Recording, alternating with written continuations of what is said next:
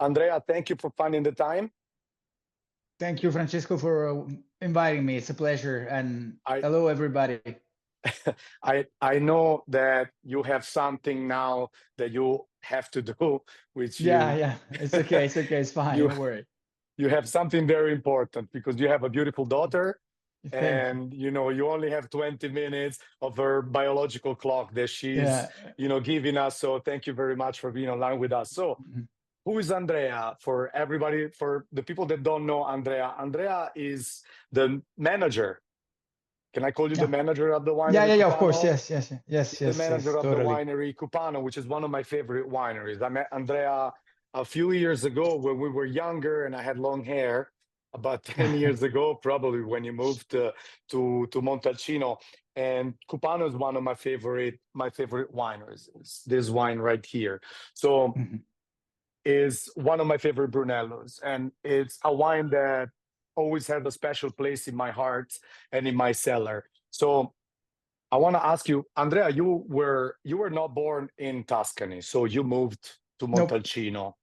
So you started your career, kind of took off in Montalcino, working at Cupano, and now you're an incredible winemaker. You have your own winery. You make some of the most incredible white wines of Central Italy that are Contrada Contro. Thank you. Which are amazing white wines. But what does Montalcino mean to you, if I can ask? Montalcino, yeah, of course. Montalcino means a lot because it was the reason why I decided to move back to Italy, because I was living in Bordeaux. I've lived in France for 3 years and a half. Then I met Ornella and Lionel, and they asked me to move to Montalcino because they wanted somebody to take the lead of the winery because they were not getting any younger. So for me, Montalcino was, of course, first of all, was an opportunity as a man, as a professional, and it's a place that I was a little scared, I have to say, when I moved to Montalcino, because I was 29, 30 years old, a single, and I said, okay, it's going to be hard in such a small town. I was used to live in Bordeaux, which is a very beautiful city that I invite everybody to visit because it's really, really beautiful and charming. And then I discovered that I had some prejudgments about living in Montalcino, and now it's more than 7 years that I moved there. And because basically Montalcino is such a great place, and all the Val d'Orcia and Montepulciano, there's so many opportunities for young people who have energy, as we do, as me, Francesco, Guido, that I know is around there. He's right there. He's walking around now. Yeah, and so it was. There was plenty of people, very interesting, and again, vibrant and energetic people that moved for the same reason in the area. So actually, the community was something well established and very good. And then, of course, for me, I remember when I was living in Bordeaux and I was working for this magazine, which was called Tasted 100% Blind. And I was drinking a bottle of Ombrone from Cupano, which is the Super Tuscan IGT. Super Tuscan exactly. IGT that you produce, it's which fine. is amazing. I don't care too much about that labels, like Super Tuscan is fine for me. Exactly. And I remember I was speaking with my colleagues drinking a glass of Ombrone, and I said, it would be amazing to make wines like this. And then, here I am. I moved to Montalcino. So it was, I guess, also everybody was angry at you in Bordeaux. Everybody was angry at you. Yeah. No, because they were all French. I was the only Italian and actually not French person in the magazine and in the office. So they were not really, they were not realizing what Montalcino was and all the stuff. And then everybody paid me a visit and said, you made your dream come true. And that's what Montalcino means to me.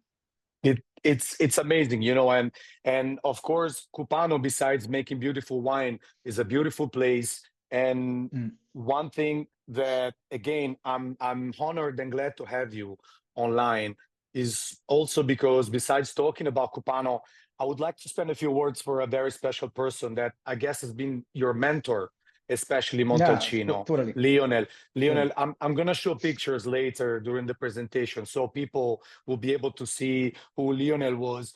But Lionel was a special person. Unfortunately, he passed in 2020. He left an incredible heritage of amazing wines, and the wine that we'll be tasting today, the Brunello 19, is the last vintage that you and Lionel made together, pretty much, if I'm not wrong, because he passed Yeah, in he early passed away 2000. in 2021. He passed away in Oh, you're right, 2021. 2021. You're right. Yes. But unfortunately, he was already, yeah, quite sick. Yeah. I would say 19 is the last we made together, because Yeah. 2020 it was really, really weak. Really, really.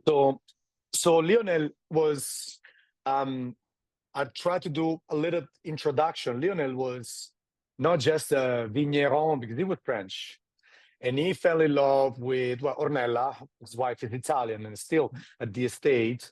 Lionel fell in love with Montalcino and he started producing Brunello. I remember everybody in Montalcino, everybody in Tuscany was like, "Oh, this guy from France. Who does he think he is? You know, coming to Tuscany and making wine. You know, like using small barrels." Lionel was an exceptional person. He was one of the most intelligent people I met in my life. Talking 2 minutes with Lionel would enrich and enlighten your thoughts. And he was a cinematographer. He was a philosopher. He was everything that you need to be in life. So, what was your relationship with Lionel, and what did you learn from Lionel when you arrived in Montalcino? So Because you, yeah, yeah, for me, Lionel was like a second father, you know, and of course a professional father. We spent a lot of time together. We've traveled a lot together. I met him when I was living in Bordeaux again in 2014, and then that's the first time I visited Cupano. And at the beginning, I started working with them, you know, from Bordeaux. Like I was coming every 6 weeks to Montalcino to help him in the blends, you know, in the cellar. I was there during the harvest, but I was, again, as I told earlier, I was still living my life in Bordeaux. And then at the end, unfortunately, he got sick, and he asked me to move to Montalcino because his daughter didn't want to move there to take over the winery. So he actually, you know, he trusted me. He put all his faith in me. So I owe him so much. You know, I'm so grateful for what he, for the man he made me become at the end, because he was a special guy, because he planted his vineyard when he was 50 years old in yeah, 1997. Because before that, Lionel and Ornella met in Chad, in Africa, in the 1970s, because they were both working on a documentary about the rebels of Chad. And they met wow, in the desert wow, and they fell in love. And then they spent 2 years of their lives in Filicudi, which was a very remote island at that time. And then they moved to Paris, and because he was basically director of photography in the movie industry, and yeah, he really traveled all the, you know, he made a lot of war documentaries. He was a guy who actually never felt, you know, any fear. You know, yeah, he was a fearless guy, and he was a tireless guy. He was able to stay on the tractor for 18 hours. You know, he was a crazy. beast. He was really an animal with such, you know, a lively character, and such a cool guy, because at the end he was also very, very smart and nice. And And that's a good point that you said, Franci, when you say, you know, it's a lot of people who said, like, who's this French guy coming to Montalcino? But at the end, I think after the first years where people were really skeptical about what he was doing, I think lots of people maybe didn't like, you know, or didn't share his he views, was but they he was the respected him. it was the years that the big dispute between, you know, big barrel and small barrel. There was a Yeah. big dispute. Everybody, Montalcino was traditionalist. Oh, if you bring small barrels, you're killing the soul of You're a Brunello, modernist. etc., Yeah. a modernist. But Lionel was a sensitive guy, because the whole background that you described made that Lionel, yes, was also a winemaker. It was many other things. But what defined the person, Lionel as the person, he was sensitive. He was sensitive to beauty. He was sensitive to quality in the films, in literature, and he had a very defined taste also in wine.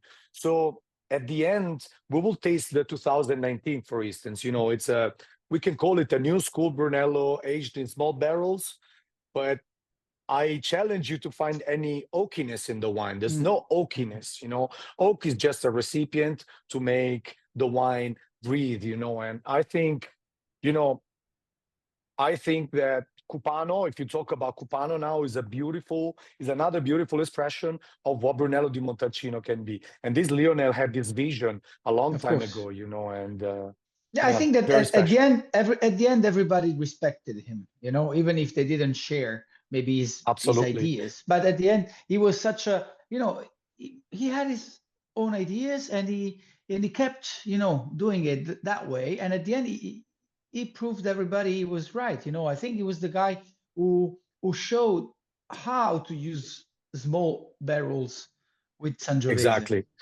Kit, before you go, I want to show a beautiful picture that I found online. I've been stalking you a little bit. I found this picture probably on the website. If you don't mind, No, of course. I'm going to share the screen right now, and I'm going to show this beautiful photo.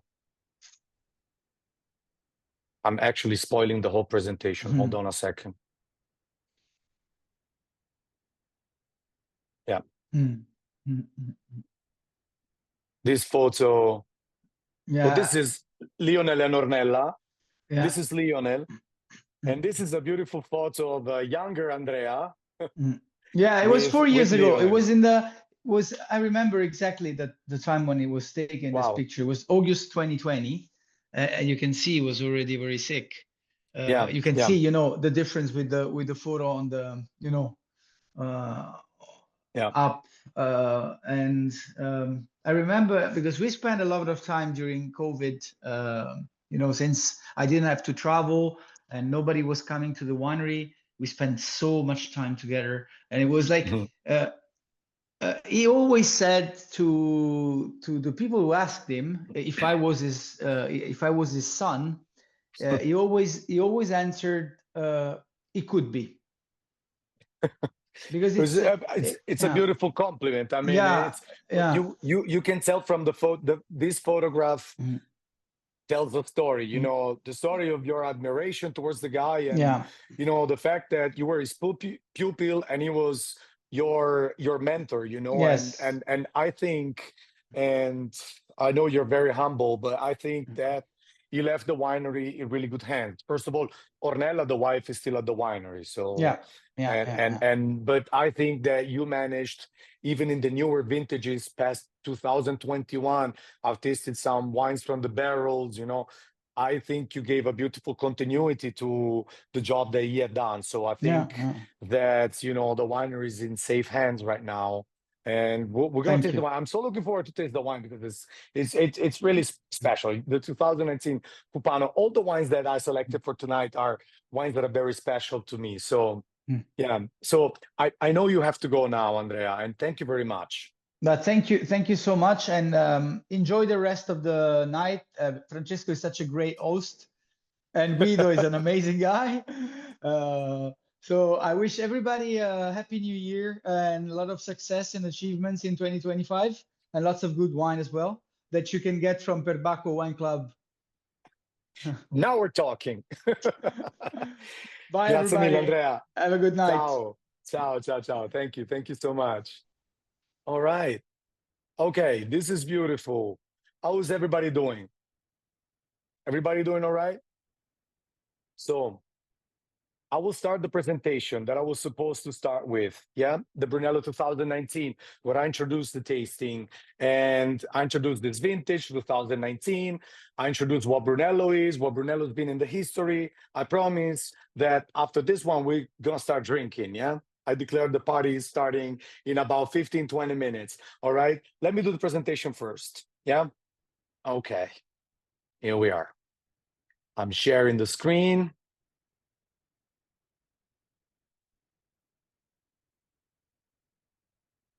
All right.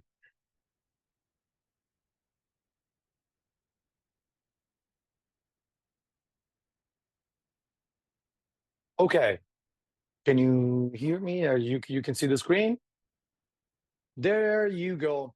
Brunello 2019, a 5-star vintage. So a vintage that was awarded with the 5-star rating, which is the highest rating for a vintage. Start the presentation. Brunello, one of the most iconic wines in the world. So how did the wine from a small town of Tuscany of only 5,000 inhabitants become a globally known brand? First of all, let's start with a little bit of geography. I've stolen this map from Wine Spectator, but I'm sure they don't mind. So this is a map of Italy. You can see this central area. This is Tuscany on the north, the central northern side of Italy. So this is Tuscany, and these are the most important winemaking regions. So you can see this is Vino Nobile di Montepulciano, where I am located right now. A little bit further west, you have Brunello di Montalcino. So the two towns are very close by. In between the two towns, you have the municipality of Pienza, which is the heart of Val d'Orcia, the Orcia Valley, one of the most beautiful landscapes that you can find in Tuscany. In the northern sides, well, a little bit further up north, you have Chianti Classico area. So these are the three most important Sangiovese winemaking regions of the world, actually. So Montalcino, a little bit of history. Founded by the Etruscans between the 5th and the 2nd century before Christ. So there's traces of villages that, you know, were built, established themselves in the town of, in the hill of Montalcino between the 5th and the 2nd century BC by the Etruscans, which were the people living in this area before the Romans, are descendants of the Trojans. After the War of Troy, they migrated to the shores of Tuscany and Lazio, central Italy.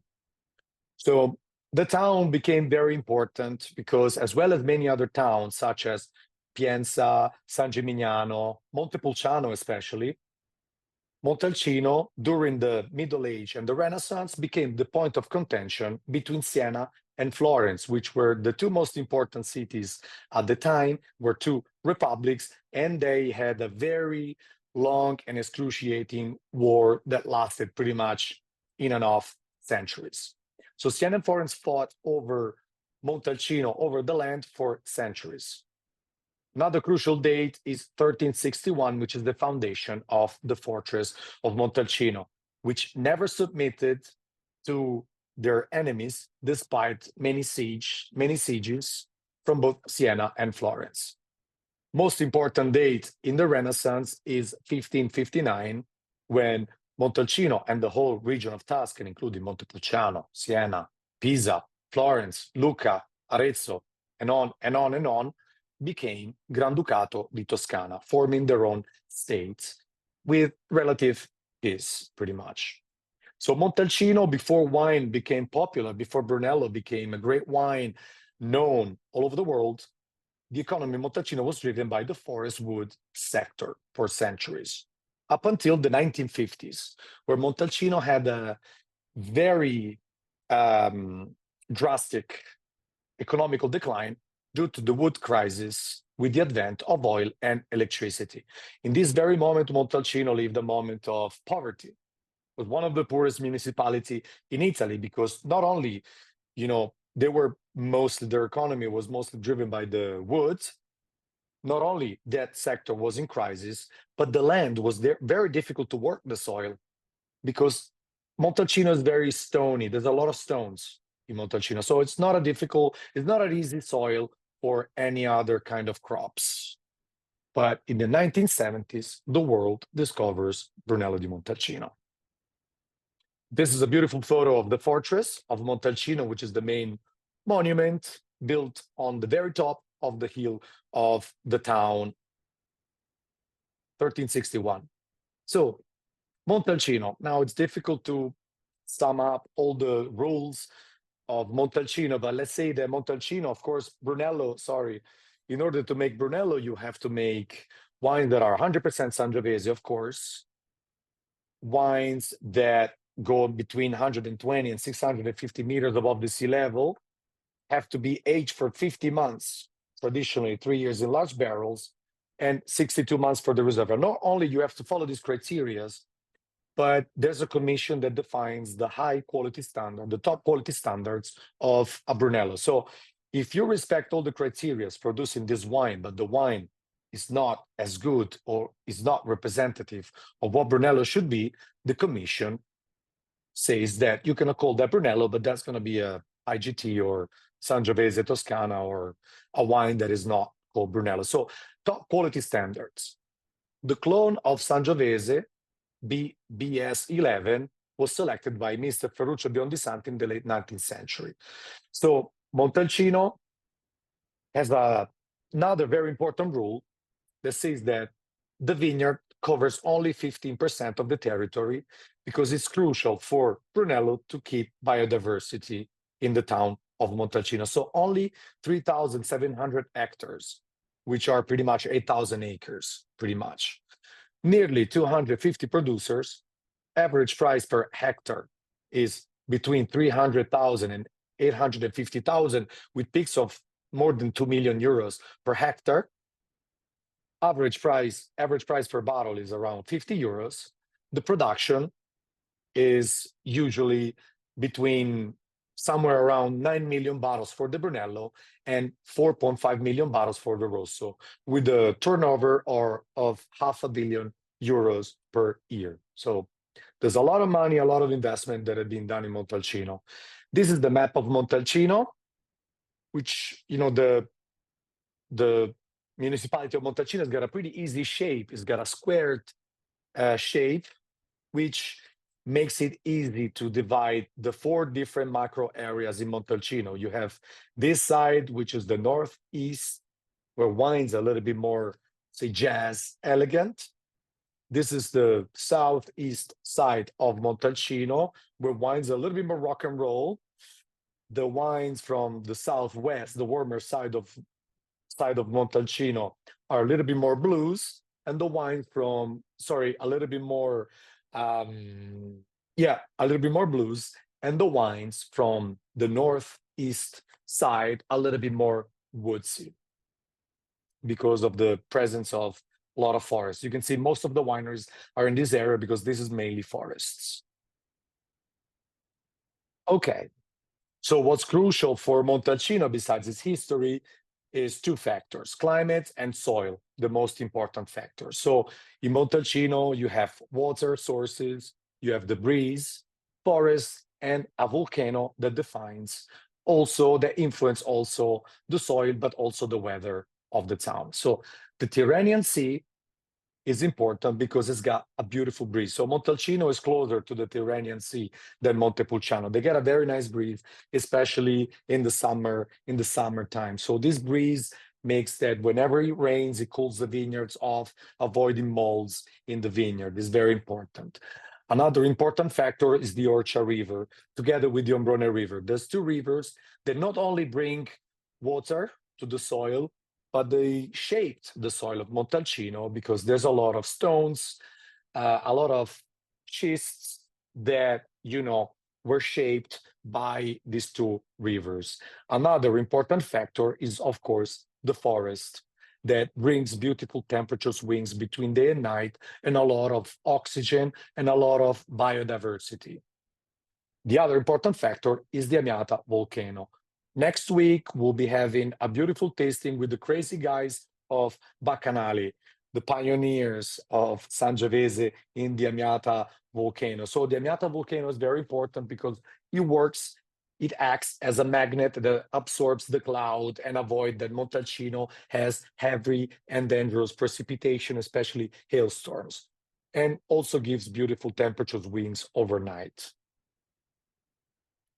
Important and crucial to understand Montalcino, we have to understand the soil, the terroir, the composition of the soil. So Montalcino lays on a bed of clay, mostly, alternate with different types of stones. So the soil is very diverse and very poor soil. Montalcino, with the crisis of wood, was one of the poorest towns of Italy, because when Italy was an extremely rural country, farmers were struggling in Montalcino to grow vegetables and other type of crops because of these stones. Turns out vine is one of the most resilient plants. They suffer what I call the Stockholm syndrome of farming, pretty much, because the more difficult the soil, the more they thrive, and they're forced to go underground with their roots and to get the good minerals from the soil. So the 4 types of stone that you can find in Montalcino are galestro, which is a type of stone that you can find only in Montalcino and some parts of southern Chianti, which is stone that you can almost crush with your hands, and it's got incredible porosity and incredible draining of the soil. The other type of stone is limestone, of course, in the southern side of Montalcino. Alberese, which is the bigger stone. It's the big stone of which all the buildings in Montalcino are built. The fortress that we saw before is built in Alberese stone, which is the commonest stone you can find in the town, and volcanic soil. The volcanic ashes were spread out by the Amiata volcano during the frequent eruptions that took place millions of years ago. Now, luckily, the Amiata volcano is a dormant volcano, so it's not a danger anymore. So a little bit of history of Brunello. Brunello di Montalcino. Here, 2 families that defined Brunello. The first family, Biondisanti family, defined Brunello as a wine with Mr. Ferruccio Biondisanti, the inventor of Brunello, who selected the clone of Sangiovese called Brunello Biondisanti 11 and defined the longevity and the quality standards of Brunello di Montalcino in the 19th century. So quite a visionary guy, you know. The other important family is the Mariani family, owners of Banfi. You might have heard of these 2 wineries. So they defined Brunello di Montalcino as a brand. They developed the brand. They are an Italian-American family who contributed to the fame of Brunello from the 1970s, bringing, exporting Brunello all over the world. So these 2 wineries can be divided into old school versus new school. Okay, I'm sorry, it's not the best photo. Don't mind my face here and the fact that I used to have hair. I'm holding a bottle of wine from 1955 in this photo. It's a very important photo for me because this is the Reserva 55 from Biondisanti, which was elected one of the most iconic wines of the 20th century by Wine Spectator, and is known as the most important wine ever made in Italy. I had this bottle of wine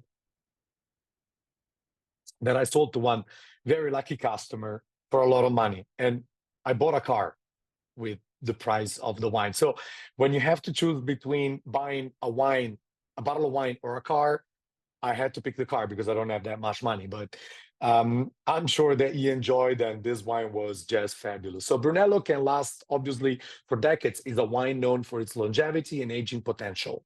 Oldest bottles available are from 1881 from the estate of Biondisanti, which are kept in the cellar still nowadays. And I saw them with my own eyes, and it's something very magic. So I promise that one day you come here to Montepulciano, we'll open a bottle of Reserva 55. We'll find it. This is a nice chart, a nice picture that compares what a young Brunello is, so what we are tasting today, and what an aged Brunello is gonna become. Yeah. So young Brunello is gonna be a little bit more fruity, vibrant, and exuberant. So you can see the color here is a little bit more on the red ruby side. Today we'll be pouring wines that have these characteristics, whereas an old Brunello is gonna lean more towards a garnet color. So Brunello in Italian means brownish, yeah, brown, because that's the color of the oxidized Sangiovese when it's aged for a few years. So the wine used to have this particular color, brownish. So this what gave the color is what gave the name to the wine. So aged Brunello, on the contrary, is going to be a little bit more complex, a little bit deeper, and a little bit more leathery. So again, these two wineries that I talked about before, Biondisanti versus Banfi, are the two main representatives of the two schools, old school versus new school. I could have put Cupano here from where Andrea is working, and I could have put on the old school, I could have put Mastrojanni where Guido, who's next to me, is working, but I put Biondisanti and Banfi. So old school usually has 3 years of aging in large barrels, more on the elegant side, offering a mix of cherry and plum fruits, along with leather, earth, tobacco flavors in a firm and linear style.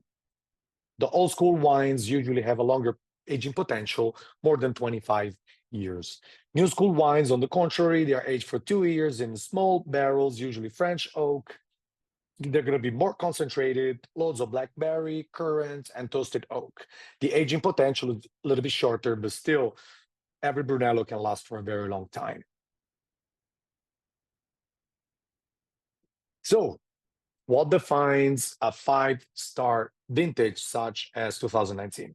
First of all, great climatic conditions for a broad and balanced Brunello. Most importantly, climatic conditions. So 2019 had the perfect climate during the summer with the perfect ratio of precipitation and sunny weather, with a breeze from the sea and from the Amiata Mountain to guarantee temperature swings ideal for an healthy ripening of the aromatic compounds of the grapes. So wines, as a result, are powerful, fruit-forward, and extremely balanced with a beautiful acidity and lush tannins. All the wines that we'll be tasting today, they have a long shelf life, 20 to 30 years easily. This is a spider net chart that I just had fun doing a few years ago, and I want to just show it to you again. This chart cross compares the 3 most important Sangiovese winemaking regions. So it's going to be Brunello di Montalcino, the blue line, of course.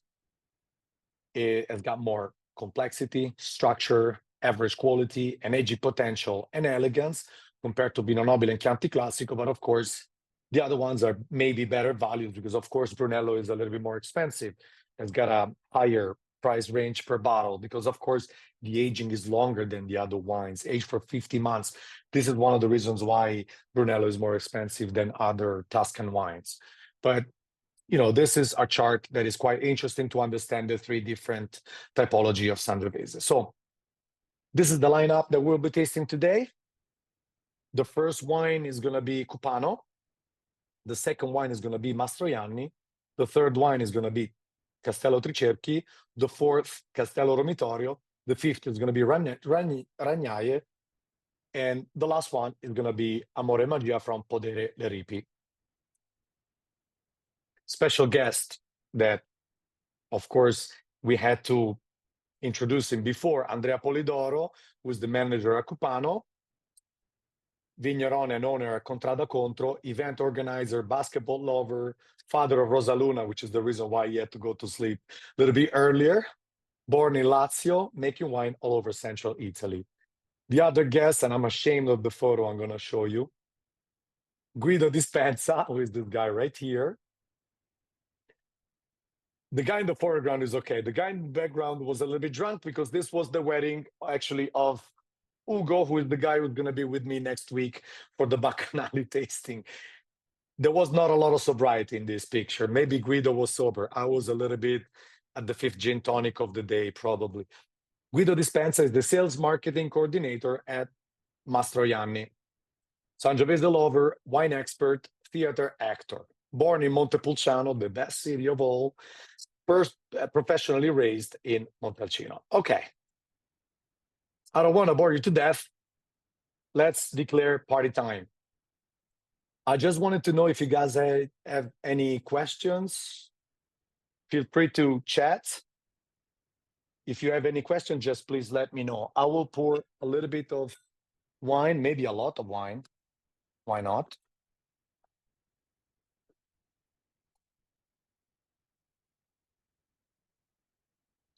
So we start with Cupano, first wine.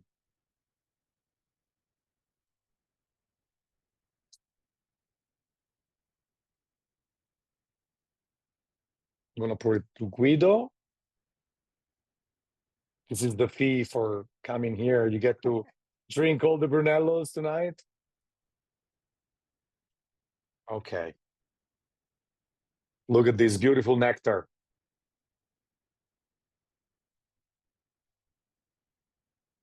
I'm using the Corvin in case you don't know this. There's a can of argon in here, and there's a needle that goes through the cork so the wine doesn't get oxidized, and you can preserve this bottle for a few months. See the needle? Yeah. Okay, so I'm gonna show you again.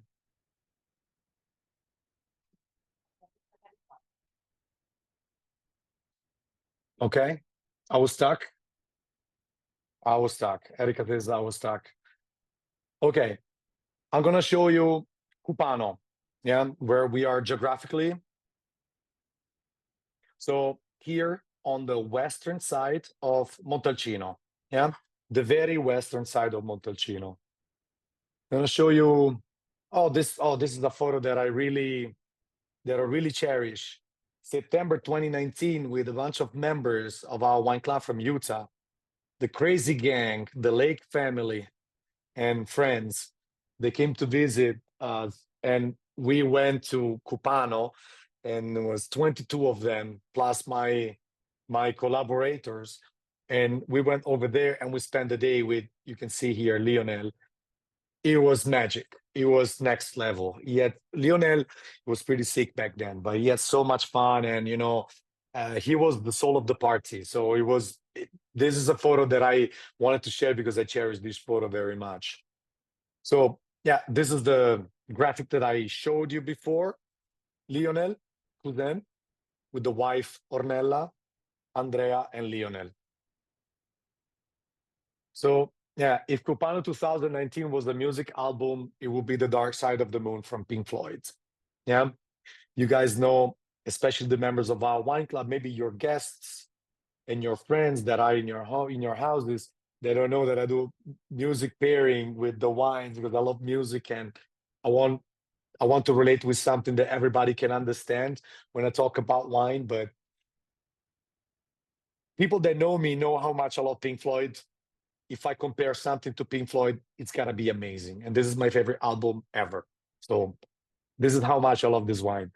So yeah, of course, Brunello Cupano 19, grapes 100% Sangiovese, the altitude to around 200 meters above the sea level, so 600 feet above the sea level, aging in barrique for at least 3 years.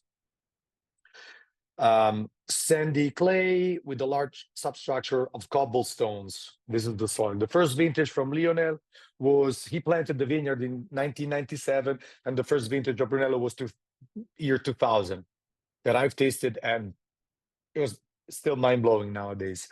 Bottles made only 25,000, so it's what you would call a boutique winery. Alcohol percentage is 15%, and the price is 115 euros. Yeah. So, see what we got here. Yeah.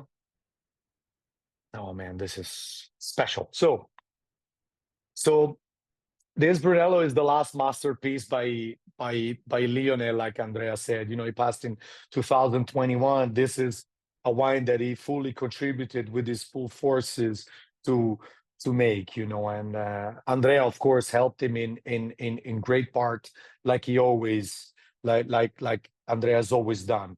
And by the beautiful team at Cupano. So start with the color. I have the light source here. Color is a beautiful red ruby with almost like purple reflections. So let's see what the nose has. The nose has an extraordinary complexity and intensity of aroma. Is a wine that has got a beautiful concentration. So extraordinary complexity and intensity. Opens with notes of violet flower, and then you have these beautiful fruits such as raspberry, like a prune, like the hydrated plum. Yes, a prune, maraschino cherry, and you have these hints of like these spices of chocolate, cocoa, almost like a side of coffee, almost like a mocha. Yeah, it's not like coffee beans. It's not that aggressive. It's very gentle, like the coffee you make with mocha, the Italian, coffee machine.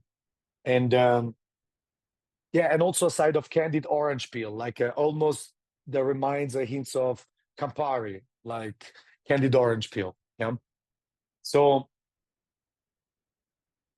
the wine is, I always say when I speak about Cupano, resolving the dispute in my head between, new school wine and old school wine, I always say that Cupano wines are seductive like a beautiful Tuscan woman that is wearing a spectacular French dress, or wearing a beautiful French cologne.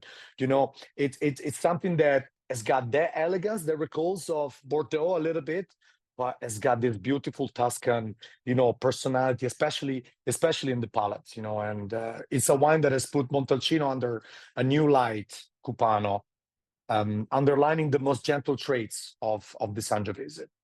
Let's see what the palate offers. The nose is spectacular.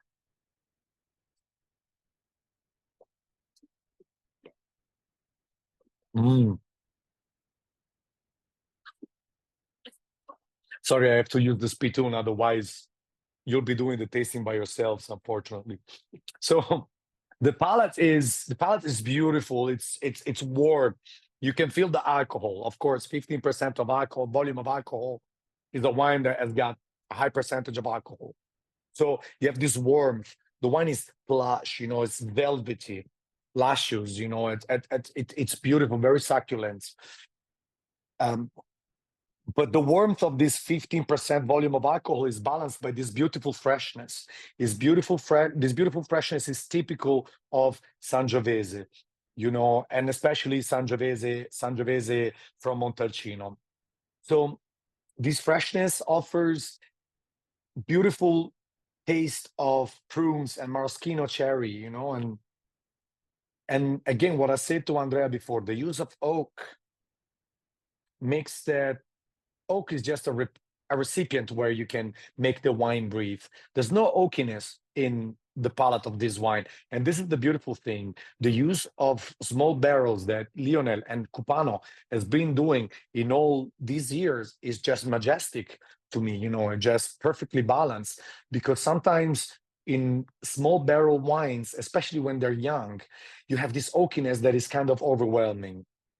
I went to Napa with two people that I love that are online, Steven and Davidia, that I'm going to say hello personally later on, when later you want to switch the camera on.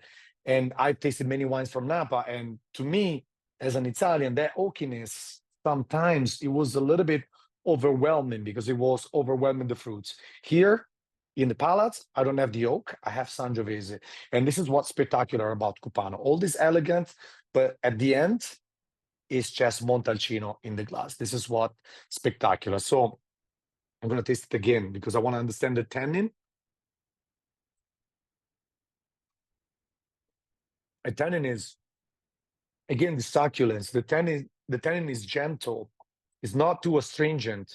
It's a ripe tannin with fine grains. Is spectacular. The overall quality of this wine, its balance, is just impeccable, because they managed to balance the structure of the alcohol with this beautiful freshness and with this beautiful explosion of red fruits that I have in my mouth right now. So, it's a wine that drinks beautifully right now, but that can be aged another 20 years easily, and it's going to get better and better. This is a wine that I always keep in my cellar because it's always spectacular. So it's a wine for the ages, I think. It's spectacular. I think this is a beautiful testament that Lionel left, and it's beautiful it's a beautiful heritage that he left. I don't know if you guys have any questions or consideration about this wine. Feel free to ask me, and I'm gonna switch the camera on if you guys want. Don't be shy. You'll be less shy when we'll drink more wine. I'm sure about that. So again, Cupano 2019, very limited production. I know it's not cheap. I wish this one was cheap. I would drink 3 bottles a day. It's 115 euros. It's not cheap, but this is a wine that I would highly recommend to keep in your cellar. Did somebody switch the audio before? No? If you don't have any questions, we'll go ahead with the next special guest and wine. I'll have another sip of this one. Do we have question, Erica? Questions in the chat? Where's your wine, Erica? Okay. I'm going to show you Erica. Okay, next to me, Guido and Erica. She's right there. We put Erica in the corner. Yeah? By the staircase. You're just there in the corner. Like me at school. Okay. All right. So if you don't have any other questions, then we'll have to go with Mastrojanni and with our great special guest. Okay. We'll go ahead with Guido then. This great guy over here.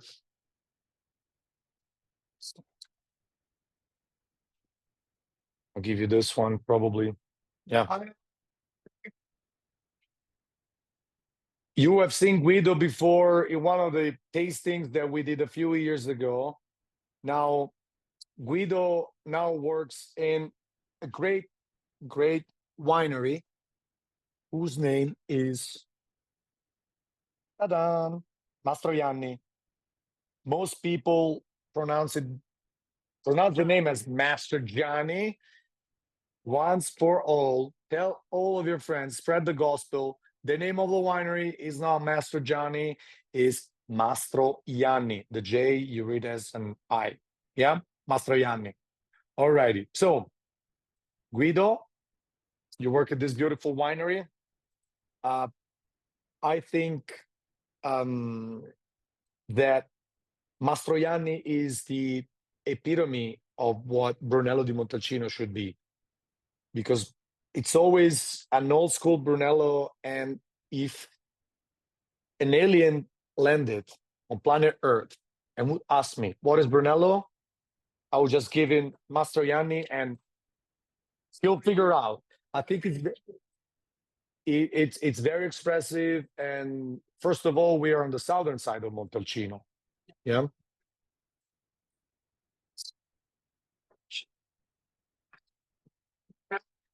The motive.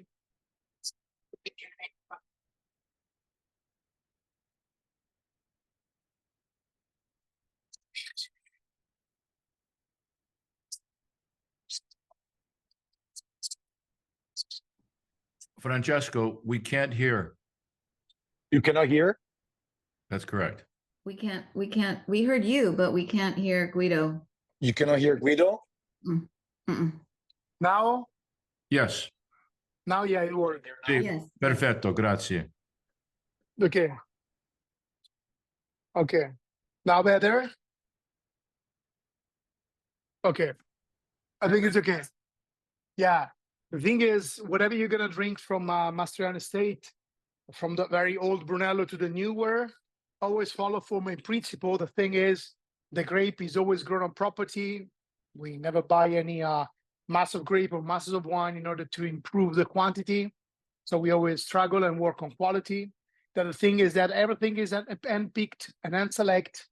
And other thing, everything fermented into cement, which is a very old-fashioned style in Tuscany. And we always work and use big barrels. Actually, we never go following, different style, different ideas, even when maybe it was very fancy or very useful for the market to increase the concentration of the wines, to increase the taste of walking to the wine. So even in the early 2000s, when it was very fancy to have oaky Brunellos, this estate always stick on its own idea of quality and production. And that's the main thing. The estate was founded in 75 by Gabriele Mastrojanni. He was a guy from Rome that was during the retirement decided to change his life, to buy a farm in Tuscany. He bought the building of Mastrojanni, where nowadays we have the hotel.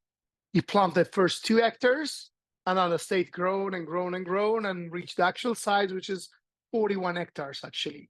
Mainly grown on Sangiovese, where just few things different than Sangiovese, like Moscato to make the sweet wine Moscadello, but it's no more than 1 hectare. We have Ciliegolo to make something very, easy drinking and funny. Again, just 1 hectare, but the main thing is the Sangiovese. And actually we're lucky because we work on the side of the hill of Montalcino that face Orcia River and then Amiata Mountain. So the Dirona range is quite big. And even the slope grant us to discover 3 main different layers of soil. So working on several expositions, several elevation, and different age of the vines, we can get different result into Sangiovese. So basically, younger vineyards that are located in the bottom part of the property are dedicated to the Rosso di Montalcino. A middle strip in elevation is 250 meters above the sea level, reaching 350. It's more clayish and rocky, and then we get a Sangiovese for the Brunello that we are drinking now, which is our main product. Actually, is our business card. Actually, that's the most important wine of the property. Beautiful. Yeah, kind of quite well done. And then we have 2 very special cru selection, 2 small single vineyards that, as a kind of soil elevation exposition, are properly aside and totally special in particular, and they result into the Sangiovese grant something unique, Vigna Loreto and Vigna Schiana d'Asino. So the thing is working on the purity of the Sangiovese that, through his sensitivity, show us, what the weather, what the soil, what the terroir shows up into Montalcino. Then we are in the southern eastern part. Sorry, guys. Which is pretty famous for, personality. Castelnuovo dell'Abate, if we do have village appellations, for sure would be a very special village because a sub-region of Montalcino map located in the southeast. And there we have a nice concentration of very good producers, as Poggio di Sotto, a vineyard, a very special vineyard of Le Ragnaie, so Podere Le Ripi, so many good producers are there. I don't want to say just good, but with very high personality wines that in a blind tasting you can always recognize. The main driver of these wines from that area is the mixture in between layered flavor, strong tannins, beautiful silkiness and texture into the tannic heritage, but at the same time we always get freshness and sapidity. You feel this neat salty touch, salty aftertaste, which make pretty easy to recognize this small area into the mouth. I don't know. Probably now you can hear me now. I have a question for Guido. So Guido, you were born in Montepulciano and you worked in Chianti Classico area as well. So you know about Tuscan wines, you love wine, you drink wines from all over the world. We have many dinners where we taste a lot of wine. Now, I want people to think we are alcoholics. We're just professionals. We're just professional wine drinkers. But what do you think, what makes a difference in Montalcino? Why is Brunello that popular? What makes a difference in terms of quality of the wine? Whether is the soil, whether is the approach that people have in Montalcino, what makes Brunello and the most popular wine, one of the most popular wines of Italy?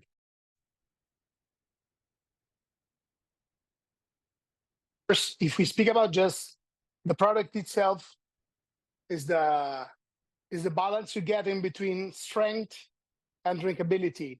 Wines that are very complex at the taste, but the sip is very easy and very gentle. That's the key of the success of this wine. Then it depends which producer, which vintage, but on average, what grant an amazing awareness of this wine is strength and freshness, complexity, but very easy sip. And then the fact that you have wines that can rest in the cellar for many, many years and that just get better. Of course, it depends on the vintage. A vintage like 19, as you said, has way more chance than others to be cellared properly and to get better over the years. Other thing is, of course, that the thing of Montalcino, when you get into the area, you feel a strong vibration, which is given by the forest, which is given by the wind, which is given by the intensity of the light. I guess the elements in this hill are very intense, way more than in villages that are close by. I live in Buonconvento, which is stick to, and you don't have the same light, you don't have the same wind, you don't have the same water. The thing is that there you have elements that are, I don't want to say stronger, but for sure they give a different vibe.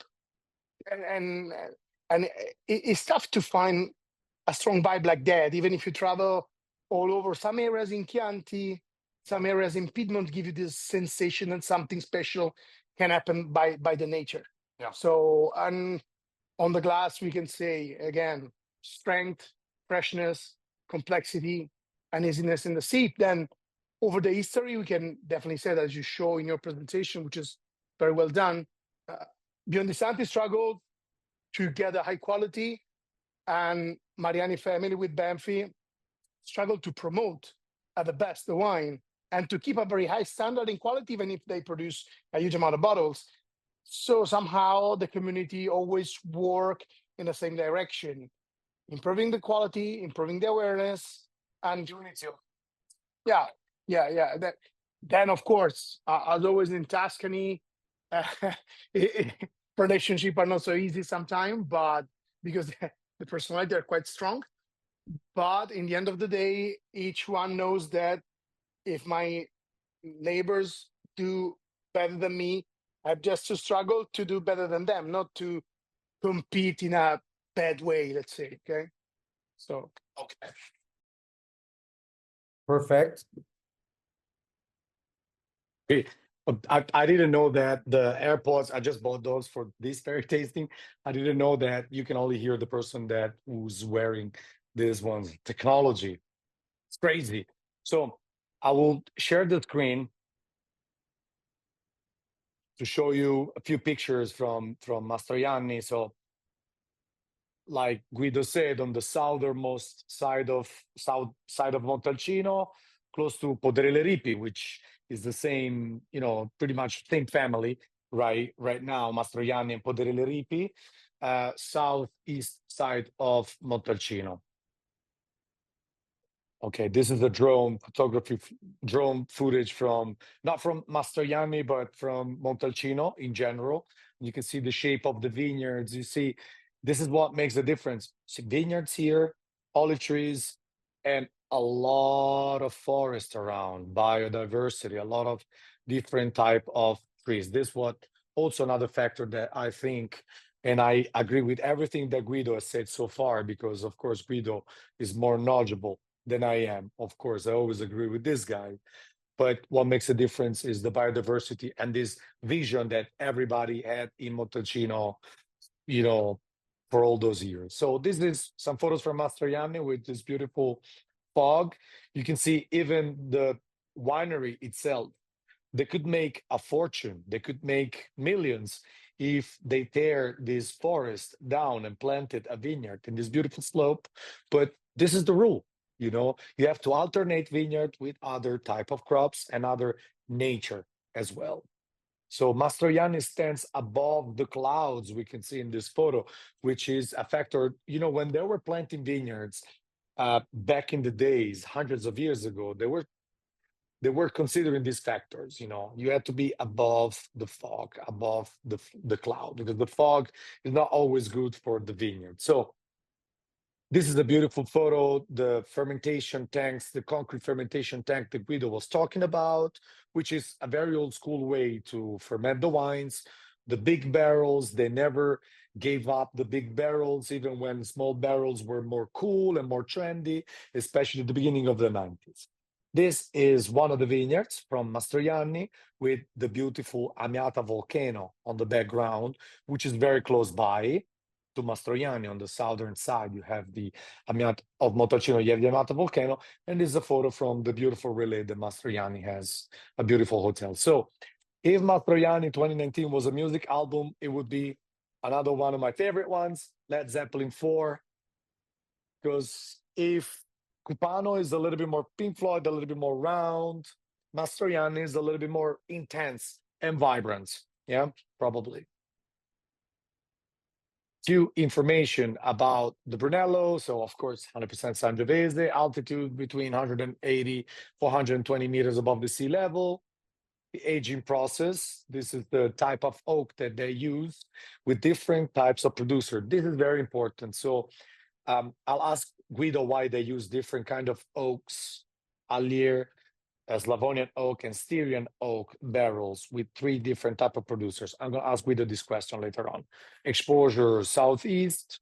The soil is clay, limestone, sandstone, and reaching gravel as well. Like Guido said, founded in 1975 by Mr. Mastrojanni. Bottles made 77,000. Alcohol percentage 14.5. Price 72 euros per bottle. Okay, so Guido, why do you use different types of oaks and different types of producers in the aging process? Actually, the first thing is the style. If you use exactly the same precise producer with the same origin of the oak, sometimes you risk to standardize a little bit the tastes. You risk the influence of the oak. Always stick the same on the wine, and it's something we don't want. So mixing different producers, different tonnelier, different forests where we get the oak, actually you differentiate a little bit the impact of the spiciness of the oak, and you reduce actually this impact. So as long as you have to keep in mind that we work and we deal with very old barrels, we try to use exhausted barrels in order to reduce the impact of the oak. Anyway, even differentiate the origin, make the difference. Another thing is, of course, the fact that if you differentiate the suppliers, for sure you get good benefits, because if one got wrong or has some problem, anyway, you have always the option B that can help you, or you can fix it out somehow. Differentiate the risk is always the main target when you produce a nice amount of bottles. Yeah. Sorry. So by using different oaks, of course, you make sure that what stands out is Mastrojanni and the character of the wine, not the type of oak and not the type of, the style from the producer. So this is great, because I think, like I said before, Mastrojanni wines are always super expressive.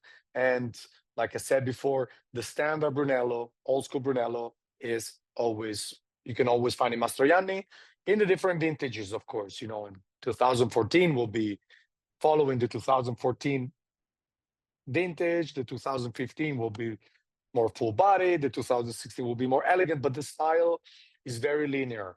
What changes is, of course, the vintage with the weather factors that you cannot change. And it's what makes the wine charming. This is why we're talking about this beverage and not about Sprite or Fanta or Coca-Cola, because there's infinite variance in wine. So we'll go ahead with the tasting, and I'll lead the tasting, and then Guido, if you have other questions, I will pass the microphone to you. So Brunello 19 from Mastrojanni. See this beautiful color. It's a red ruby color with almost garnet reflections.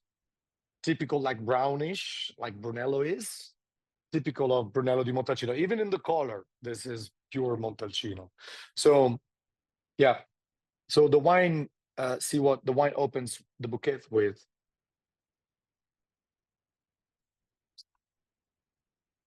Am I stuck? Okay, not stuck anymore. Okay, so let's see what the wine opens with. So nice fruity notes, powerful bouquet. Well, a lot of intensity, obviously, that is typical of Brunello. Like I said before, this one is Led Zeppelin, so there's intensity. It's very vibrant as well in the nose. It's got a powerful bouquet of maraschino cherry again, plum, violet flower. That is violet is usually the typical flower that is associated with Sangiovese, but it can be wild rose, it can be violet. It really depends on the producer and on the vintage as well. So it's got a touch of orange blossom as well. So it's very, very interesting. The floral side is very, very interesting as well. So there's a hint of aromatic herbs as well, like such as, sage, like lavender, like Mediterranean scrubs, I would say, and eucalyptus as well. A little bit more of a balsamic, herbal and balsamic side to it. Very, very intriguing. Very, very interesting. So it's a very neat and defined Brunello di Montalcino of impeccable quality, obviously. So let's see what the palate offers.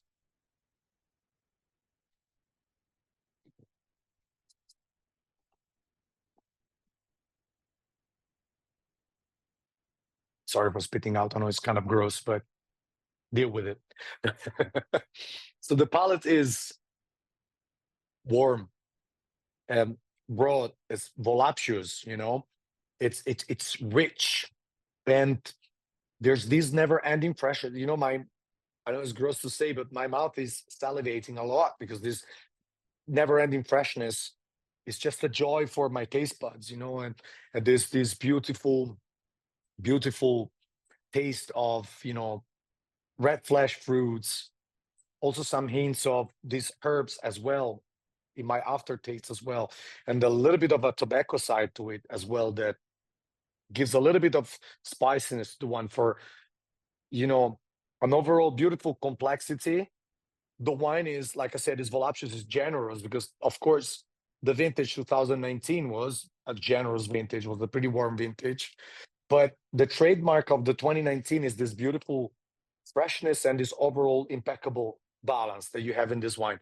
And also at the end, you see, you have this beautiful freshness, a lingering finish with this sapid, with this salty, nice mineral touch at the end of it, which is again typical of Brunello, typical of Mastrojanni. So you have Montalcino in a glass. The wine is energetic. It's full of energy. It's very intense. I always say that Brunello di Montalcino, you can recognize it because of its energy. When you drink Brunello, the freshness is so high that you're almost electrocuted by the wine. It's got a very strong impact, but again, it's very, at the same time, it's very long lasting. And this beautiful mineral touch makes you crave another sip and another sip and another glass and another bottle. And you have to order a case of this wine because the compulsive drinkability of this wine should be illegal. So if you have anything to add to what I said, Guido, I'll pass the microphone. So vuoi chiudere, if you want to close the whole. I guess the description was perfect. The thing is exactly this, except for descriptors or kind of taste or description, whatever you can put in tasting notes.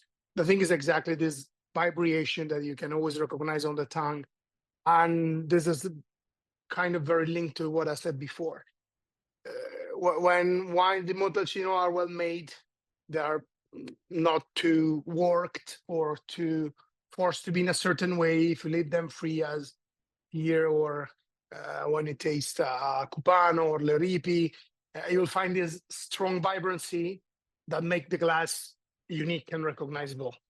We're not speaking about fluffy wines or wines after 2-3 sips you say, okay, it's enough. As a wine that somehow help you to drink a little bit more, because the vibrancy, the energy you have in the sip is pretty special, pretty unique. And this is something that you can get just from special areas, special terroirs. Yeah. That's the thing. I have a last question. Sure. I have a last question for Guido, and then I'll let him go because it's kind of almost 11 p.m. here in Italy. What can we expect from the 2020 vintage in Montalcino and in Mastrojanni as well, 2020?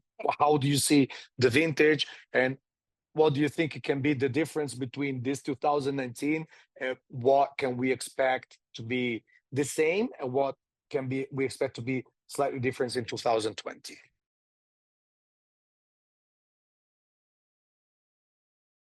Two vintages were both in good balance, both in good equilibrium as a shape, as a seasonality.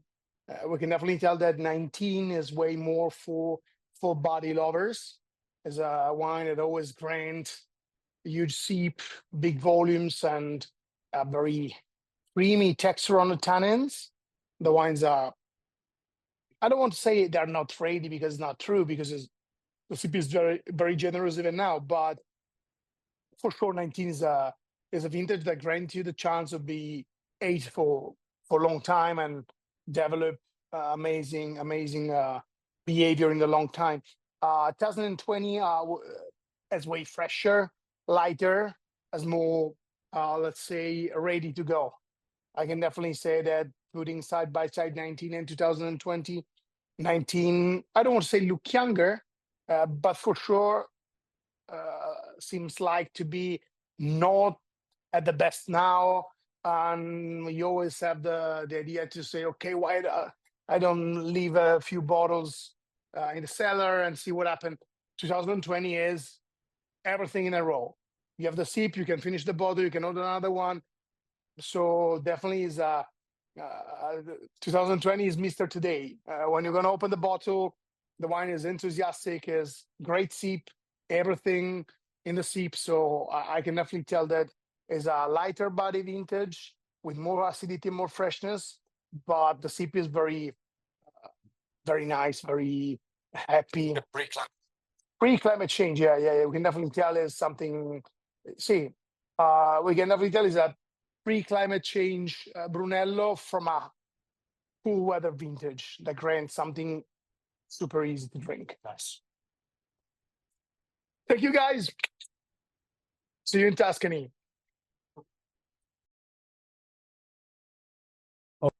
This is great. Grazie, Guido. Grazie. That's the Italian way to say hello and goodbye to a good friend. Can you hear me now, Erica? Can you hear? Yeah? Wow, fantastic. So, any questions, guys? Anybody's got some questions?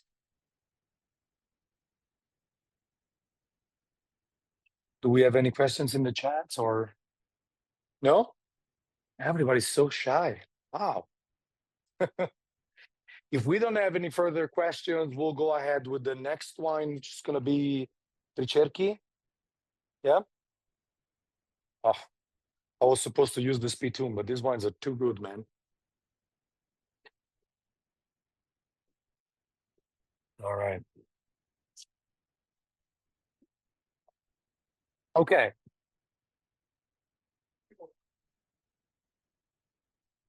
All right. Thank you, Guido. We have two great special guests tonight. I'm so glad. Guido's one of my best friends, so he's always, whenever I have to do an online tasting, I always call him because he's solid. He's rock solid. And besides, Mastrojanni has always been a wine that I love. Wine number 3, another great friend of mine, Tricerchi, the owner, Tommaso, one of my really good friends. He belongs to this little group that we started with. It was Andrea from Cupano, Guido from Mastrojanni, myself, Sebastian from the Ripi, Tommaso from Tricerchi. This group of friends from Montalcino, and we used to gather and to, well, we still do it, and exchange opinions and taste wines. The younger generation of Montalcino, Brunello, is always in great hands. I think we have questions in the chat. Oh, Marie says, we love it. From Georgia. Hi, Marie. I love you. Is Gianna there? We'll do a little bit of, you know, social interaction later on. Social interactions later on. Let's go with the Tricerchi. I'll pour the wine so it opens up, and I will introduce in the slides Tricerchi. Almost run out of Aragon in the car. Okay.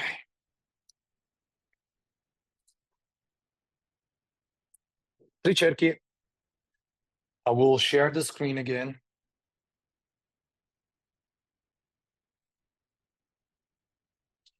Okay, so here we are. So from Mastrojanni, which was southeast, we go in the northeast. We go on the opposite side of Montalcino.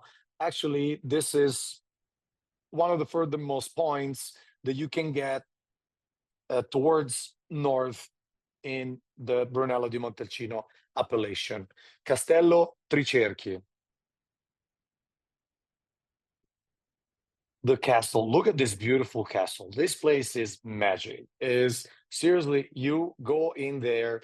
I highly recommend. They have one of the best wine tours that you can find in Tuscany. A young, energetic team. And this castle, man, it's amazing. It's like jumping back in history. It's something very. It's a very special treat, you know, going to Tricerchi. So the castle, built in 1441. Belongs to the Tricerchi family up until today. So the owner, Tommaso Squarcia, belongs to the Tricerchi family. So the castle has always been in the family for all those years, which is something is mind-blowing. I mean, it's honestly is incredible. So the Tricerchi family history traces back to the Siena Republic in the 13th century, more than 700 years. This is nuts. Meet the person behind the wine. First of all, look at this beautiful footages of the winery. They have a small lake here, which is a great water resource as well. This is the beautiful vineyard from Tricerchi. This is the castle.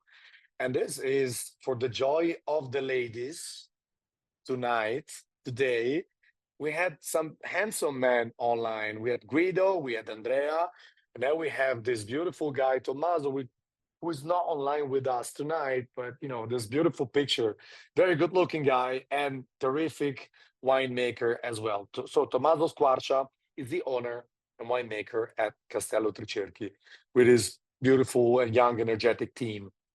So if Tricerchi 2019 was a music album, John Coltrane, Blue Train, one of my favorite jazz music masterpieces, one of my favorite artists from the 20th century, John Coltrane. So the northern side usually makes more elegant wine, and this wine, we'll see, has got a little bit more of a jazz personality compared to the rock and roll Mastrojanni that we tasted before. Some facts about this wine, Brunello di Montalcino, Castello Tricerchi 2019.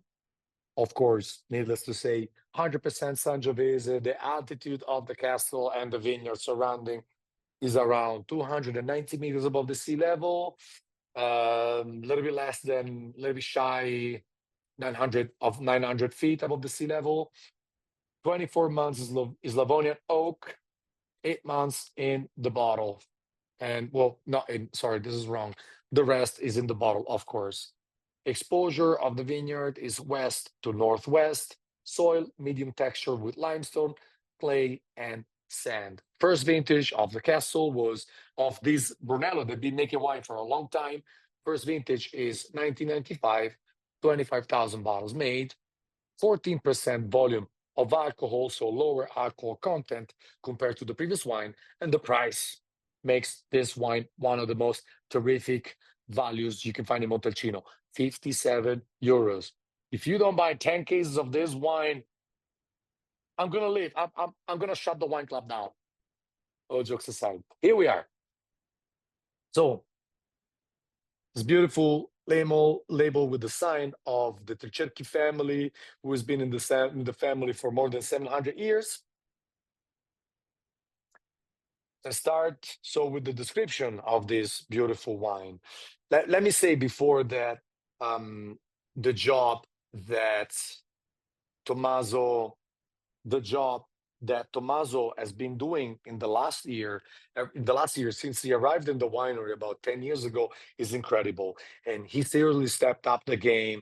He's a very, he likes to innovate. He likes to innovate, but looking at tradition at the same time. And is a guy that works tirelessly, and he likes to study a lot and likes to taste a lot of wine to see the direction where the winery can go. And he's given the wine a beautiful identity, making a wine that is one of the most elegant Brunellos, I would say, of Montalcino. Very, very, very good. So, Brunello 2019. So the wine shines with a beautiful light. You see the beautiful color. I have a crap light, to be honest. I'm sorry about that. Let's see if this. There you go. This is so trash. Okay. A red ruby color with the beautiful transparency as well, typical of Brunello. So, see what the bouquet offers. Wow. The bouquet is very refined, very elegant, very classy, very jazzy.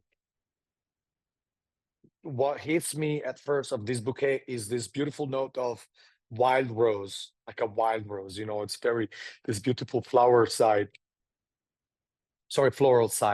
of the wine. That is the first thing that hits me as well, together with the ripe cherry, typical of a young Brunello di Montalcino.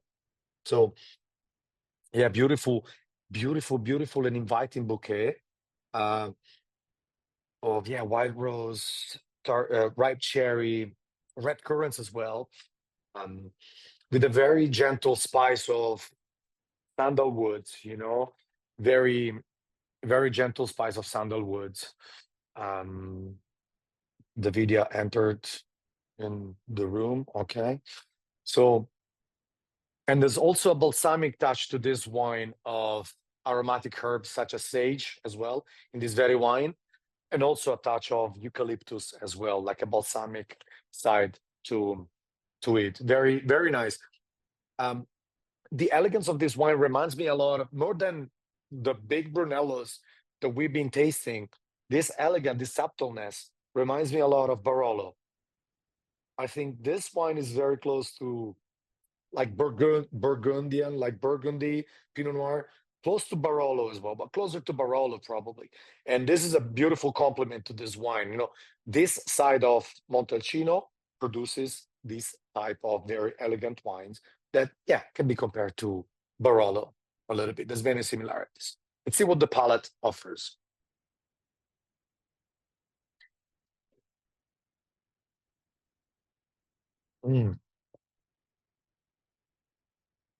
Yeah. The palate is very subtle, very fresh, again, very jazzy. Yeah, there's a very jazzy soul, this wine, all the compounds, all the aromas are almost whispered, very, very subtle, with a beautiful progression of red fruits. Again, this beautiful red, ripe cherry in my palate, these red currants. Again, these beautiful notes of, wild rose, this beautiful floral sides, plum as well, for a very lingering, a long finish as well. And this wine is a triumph of the mouth-watering freshness of Sangiovese, I would say, because this one is very fresh. I could drink a bottle of this wine. Seriously, this is one of the most approachable ones. I think the most approachable wine within the 6 wine we'll be tasting tonight. The easiest drinking among the 6 wines. Beautiful balance, a stunning example of what balance in wine should be, and a beautiful example of the importance of the complexity of a wine. Intensity is not always important. Let's say when I went to when I went to Napa, when I taste some of the big, bold Cabernets, they are very intense, but they're not complex. Intensity is something that keeps you with the aroma, but it doesn't last very long in the palate. And also, when those big Cabernets, maybe with residual sugar and oakiness, when you drink them, the first sip, you're like, wow, an explosion of flavors. But then you kind of lose them a little bit. They don't last very long in your palate. And they're pretty flabby in acidity. So after the first glass, they get you tired a little bit. This wine, it doesn't have the complexity of a big and bold Cabernet Sauvignon, but it's got the complexity of a beautiful wine, and it's got the elegance and the fact that you drink one glass and you want to drink another glass and you want to drink another glass. And this is what Guido said made the difference in Brunello di Montalcino, particularly with this one. So I would say Tricerchi, elegance and drinkability. Yeah. And overall perfect balance, I would say. So this is a wine that I could drink a gallon of this wine in a week, because seriously, it's beautiful. It's very well balanced. I don't want to be repetitive because I think I repeated the same concept like 10 times, Erika. Repetita juvent, like the Latins used to say. But Erika, please stop me. When I'm redundant, just whatever, like throw something to me, you know? It's okay. Yeah, okay. Beautiful. Beautiful, beautiful, beautiful. Amazing Brunello di Montalcino. Good job, Tommaso. I'm pretty sure he's following, he's watching us live right now as we speak. I'm reading the chat if you guys want to ask any questions, yeah? Oh, thank you. I see Anne and Matthew want to buy the shirt. Yeah, we'll send the shirts. I know Awesome. this Thank is you. really cool. Yeah, and underneath I have another shirt from the Perbacco. Like, this is 2019 and this is 2024. It's like, and the shirts are like Brunello, you know, when they age, they get a little bit more complex. Yeah. And a little bit bigger, unfortunately, for my belly, but this is another story, you know. Well, thank you, Anne and Matthew. Thank you for being alive. This is amazing. South Carolina. Yep. We're enjoying it. Cheers. Thank you. I appreciate it. I appreciate it. All right. So, Francesco, Stephen. so we How you could doing, my all friend? drink a bottle of this today rather than a week, like you said. But if anyone hasn't been to Tommaso and Tricerchi, it is, as Francesco said, is an amazing place to visit. Can I switch your camera on? Sure. Hmm. Yeah, I'm sorry, I have to leave a little bit early. Okay. So, ciao, There you ciao, are, amici. guys. Ciao. Hi there. So, at any rate, Tricerchi is really one of the most fabulous places, as Tommaso was showing. And Tommaso and his is it his cousin? Because they're Romans, right? Yeah. Yeah. They give a great lunch and tour and so on. And thank you, Francesco, very much for putting this on today. Oh no, I know you like this one. You have yeah, I know you guys love this one. First of all, Stephen and Davidia are longtime friends, but like everybody else, pretty much online. But you know, they're the ones that showed me Napa in 2022. Thank you guys for that. I made some references to Napa. I don't want to say bad things about Napa wines, but I just want to use Napa as Okay, I standard don't for like them big, either. bold, you know. But I want to use Napa as, you know, as an example of what big and bold and intense wines are. We are treating something a little bit different, which is complexity in this wine. So I use Napa as an example. It was such a beautiful day with you guys, and you know, it was amazing. And we had dinner in a restaurant whose name is Perbacco in San Francisco, which is a really good restaurant in California Street. And I had a great time, amazing foods. It was fun for me, founder of the Perbacco Wine Club, to have dinner at Perbacco, San Francisco. Thank you, guys. It's our pleasure. I love you. We love you. We love you, Francesco. All righty. Thank you. Okay. Anybody else got questions? And oh, Marie says Gianna is here. Hello, Gianna. How you doing? if you want to switch the camera on, please ask me in the chat and I will do so. Otherwise, we're gonna go ahead with the next wine. Which one is it?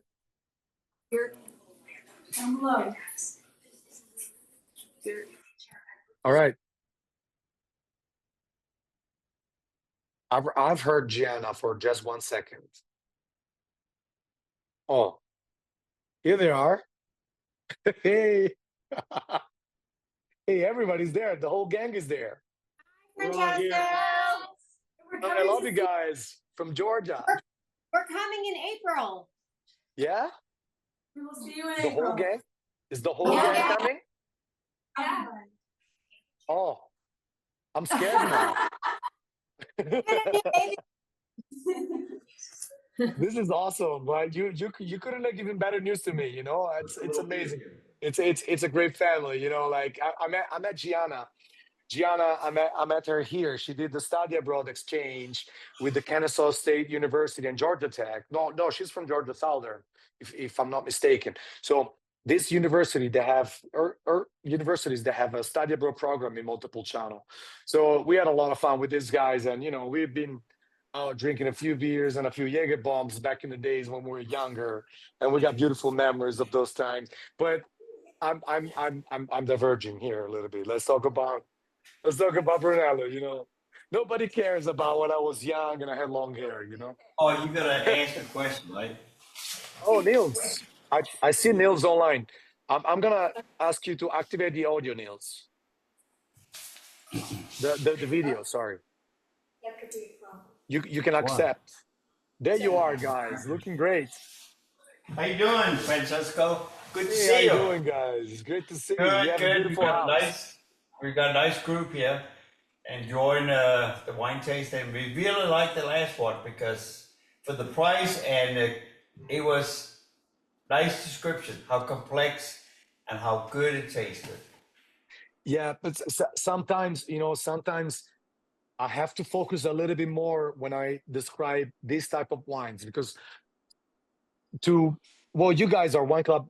You've all been wine club members for a while now, so you have a pretty wide perspective of what Italian wine is. And Niels, I'm pretty sure you knew Italian wine before you joined the wine club too, as everybody else. But sometimes, you know, it's easy to understand Super Tuscans, for instance, because they're big, and these Cabernets, you know, people are used to big wines and they're the easiest ones to understand at the beginning. But the more you drink and the more you try to drink this type of wines, a little bit lighter, a little bit more complex, with a nicer freshness and a nicer drinkability. So I like everybody to understand a little bit more about these wines that are a little bit more complicated to understand for beginners, I would say. Yeah, for newbies. So I'm very glad you enjoyed it, my friend. I'm very glad you enjoyed it. And I see you prepare some beautiful food there. And I don't think I had dinner, so I'm quite jealous when you showed me all those photos with those beautiful charcuterie boards. You know, it's kind of... It's okay, it's okay. Yeah. All right, appreciate it. Appreciate it, my friend. So, yeah, Marie said, LOL, the Brunello is much better than the Jaeger bombs. Well, yeah, but when you're 20, you don't drink Brunellos. You have a Jaeger bomb. You drink 3 of those and you get smashed. All righty, so let's go with the next one. So Tricerchi was the third beautiful wine that we have tasted. The fourth wine is Romitorio, right? Another wine, another Brunello, another Castello. They don't make houses in Montalcino. They make only castles. Like that's the only buildings that they can build. All right. Look at this beautiful label. This is crazy. Designed by the owner of the winery. Now, he's not just a guy that designs label. He's one of the most important artists that we've had in Italy from the 60s, from the 1960s. Mr. Sandro Chia, a great exponent of the trance avant-garde, Italian trance avant-garde, who made his, you know, success and fortune all over the world, you know, and is a sculptor, a painter, and also a Brunello lover. And with the son, Filippo now manages this beautiful winery, which is Castello Romitorio. So I will pour a little bit of wine so it just opens up.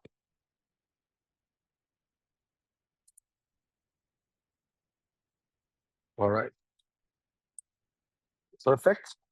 There's one thing, just one second.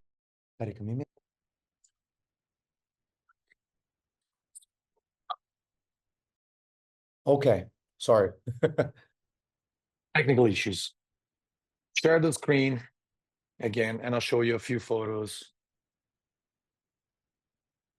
There it is. So, Romitorio is right here, right in the center of Montalcino, northwest, I would say.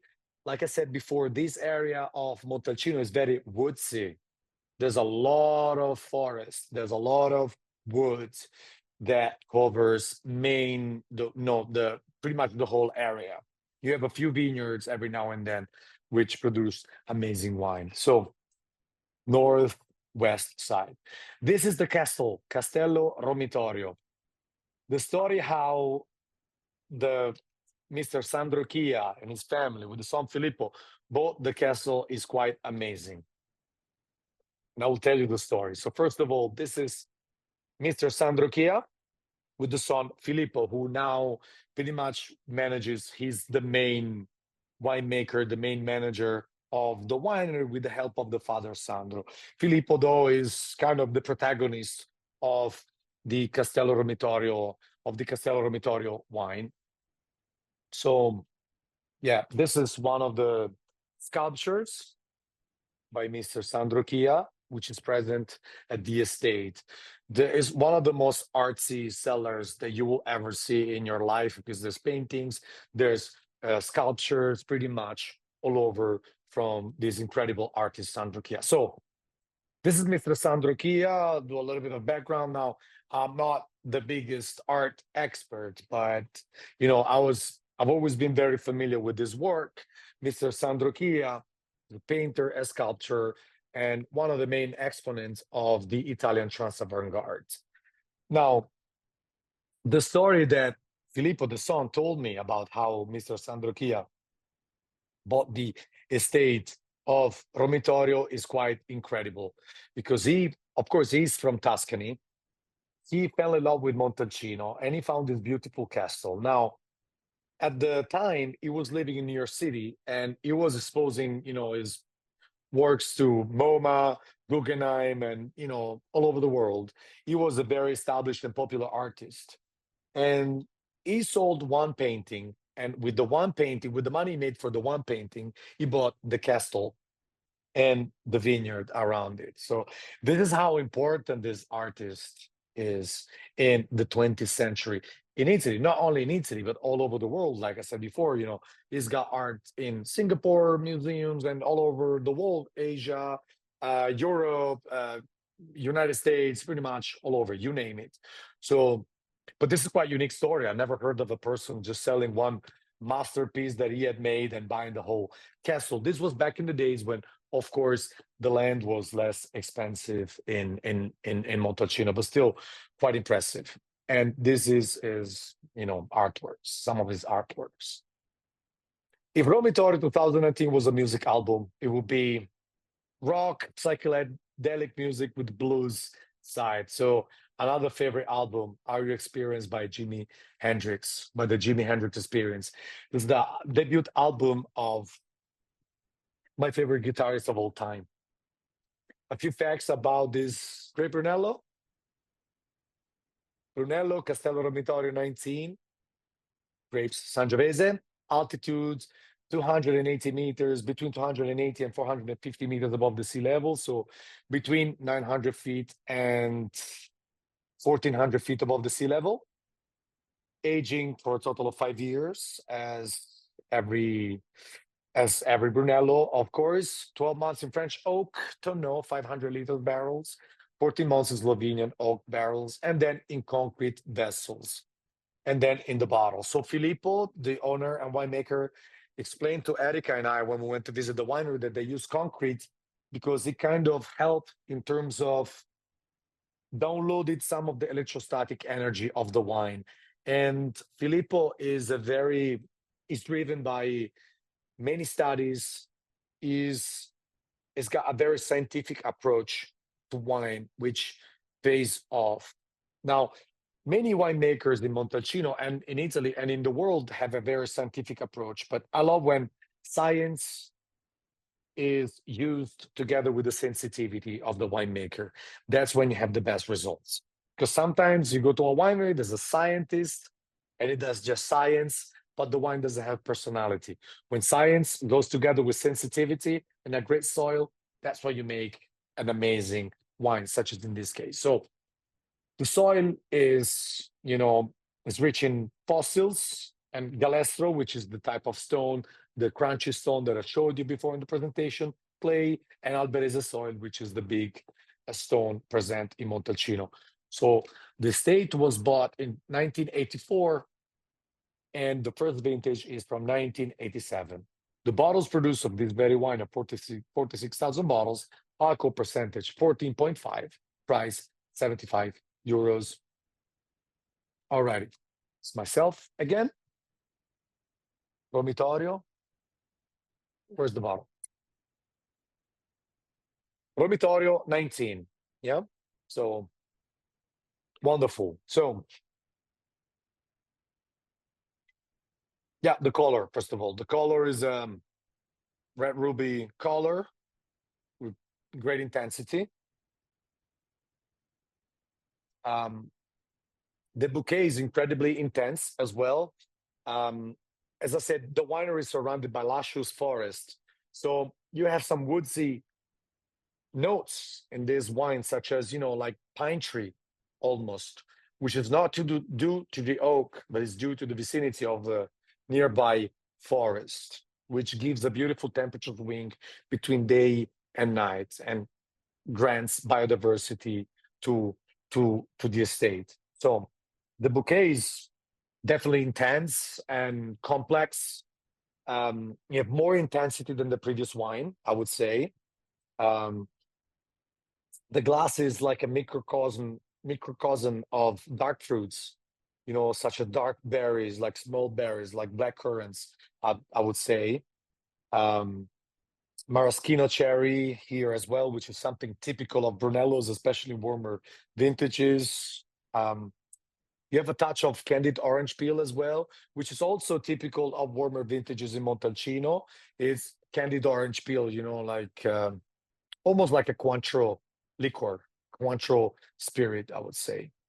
And you have a side of, as well, a side of eucalyptus as well, like this balsamic touch to it.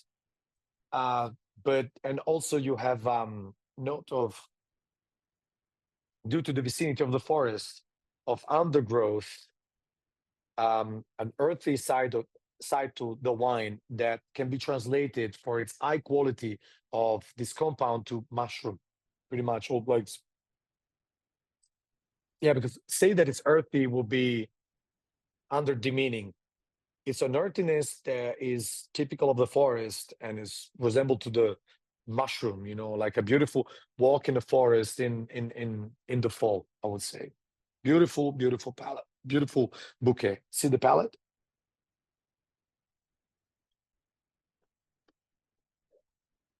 The palette alternates the rock music typical of Brunello and the blues side typical of this woodsy area of Montalcino. So I think this is why I picked Jimi Hendrix. It's got some blues and some rock references in the palette. It's very vibrant, it's very succulent, but it's got beautiful intensity and beautiful warmth as well. It's very gentle, very elegant.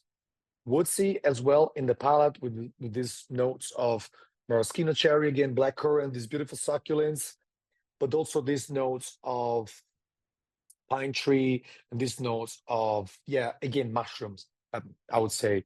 Beautiful Brunello, beautiful old school Brunello of incredible and impeccable quality. So amongst the wines that we'll be tasting today, this is probably the most woodsy one, I would say. It's got this finish as well. It's very lingering and very long lasting. The freshness is mouth watering as well because of these red currants. It's like when you eat red currants, well, sorry, black currants, you have this beautiful succulence and this beautiful freshness in your palate. And again, this is the wine of extraordinary complexity, but incredibly approachable because you can, despite the 14.5% of alcohol, you drink one sip and you crave another sip of this wine. And this is what, like Guido said before, what makes a difference in Brunello is that even if you have a wine that is rich in alcohol, has got a strong structure, is going to be approachable and beautifully drinking. So yeah, another beautiful wine. And also, as well as Mastrojanni, this one's got a little bit of a sapid finish, like a savoriness, like a saltiness to it at the end of the sip. So another top Brunello in a top vintage, really beautiful, beautiful wine. Yep. Is there any other questions? Alrighty, so Stephen had to go. All these people that are working, this is crazy. Okay, but the video is still with us. Okay, this is amazing. Yeah. What else, Erica? Next wine? What do you again? Yeah, I know this is terrible, but we have a bottle of water on the table. It's grappa, it's not water. It's grappa instead. Yeah, I know, but like why does Stephen have to work on a Sunday? Alrighty. So back to the shelf. Oh, there's two wines actually to go. I thought there was only one. I talk too much. That's what my wife says. Yeah, right? Who would have said that?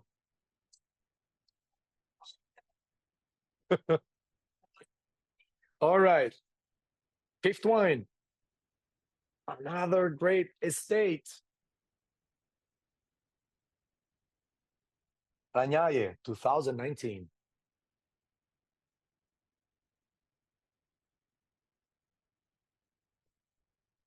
I poured the wine, so I'll let it breathe and open up a little bit in the glass. Bang. So beautiful this wine is. It's a little bit more garnet color. Yeah. Fantastic. Okay. I share the screen again. I love doing these online tastings so much. I love this. This should be my job. Just online tasting. Like people come here to Montepulciano and say, "Can we have a tasting with you?" And I'm like, "No, only online. Go back home and get on Zoom and get online with me." All right, so Ragnaie, a little bit further south than Castello di Romitorio. We're pretty much centric. If I had to define Ragnaie, it's probably on the southern side of Montalcino, southwest. But this is one of the highest slopes of Montalcino, which is called Passo del Lume Spento, almost 600 and almost 700 meters above the sea level. We are so almost 2,000 feet above the sea level, I would say, of Montalcino. But what makes the difference with Le Ragnaie is that they don't have just one vineyard. They have different vineyards. They have a vineyard in the southwest side. They have a vineyard in the north. In the southeast side, a vineyard in the northeast side, a vineyard in the southwest side. The head vineyard is located in the most important areas of Montalcino, Le Ragnaie. So this wine is the result of the blend of these different vineyards. So it's a beautiful combination. So yeah, they also have a beautiful hotel, Le Ragnaie, a beautiful relay. This is the swimming pool. Of course, this is not a recent picture because it's freezing out there right now. But yeah, it's the beautiful pool from the relay. Meet the person behind the wine, Riccardo Campinotti, the owner and winemaker at Le Ragnaie. And this is, yeah, these are a few photos. This is the photo of the vineyard of Le Ragnaie with these beautiful flowers. You know, flowers and roses especially, especially Montalcino was one of the first places to experiment this with the University of Agronomy, Agricultural Sciences in Florence. They did this experiment with roses at the beginning of every row of vine because roses, they get affected by some of the pest that affects the vineyards before the vineyard because they're of course more delicate. So this is why when you drive around Montalcino or around Tuscany, you see roses all over the vineyards because roses are a good tell to see if there's any disease in the vineyard. If the rose starts to get attacked by the pest, insects, or diseases, you can do something and you can save the crop, you can save the vineyard. Not many people knew that. Now you know it. So Riccardo Campinotti, very passionate winemaker, another person that in Montalcino, you know, most winemakers, they drink a lot of wines, not just from Montalcino itself, you know, from France, north of Italy, New World, Old World, you name it. Whenever I go to Montalcino, it's always a good occasion, and Riccardo Campinotti is there at the many dinners that I've done in Montalcino. Is a good occasion to have a nice exchange of opinions about not just wines from Montalcino, but for wines from all over the world and many other things, you know, because it's not just about wine. The sensitivity of a winemaker, I think, is not just about wine, but we talk about many other things as well, because who knows everything about wine? Who knows just about wine doesn't know anything about wine, because wine is something that, you know, it's an argument, it's a topic that goes beyond just what's in the glass, I think. Le Ragnaie. If Ragnaie 19 was a music album, we pull out the big guns now. It will be a little bit more Deep Purple, hard rock music, more tannin, a little bit more muscle, yeah? This is Brunello di Montalcino that shows its muscles. And I love it. I love Deep Purple. Rock is one of my favorite albums too. So facts about Le Ragnaie Brunello, a blend of the vineyards located in the different areas ranging from 200 meters and 600 meters above the sea level, or 600 feet and 1800 feet above the sea level. Aging is in Slavonian oak vats for 36 months, so big barrels, 25, 32, 37 hectoliters. Exposure is southwest, like all the vineyards pretty much used to do back in the days. The soil is sand with sandstone underneath, but all the vineyards, you know, have different soils, like more clay and river stones, for example. So you have very diverse soils. First vintage at Le Ragnaie is 1991. Bottles made, despite the incredible popularity of Le Ragnaie now, the production is of this very wine, then have different single vineyards, is limited to 27,000 bottles of wine.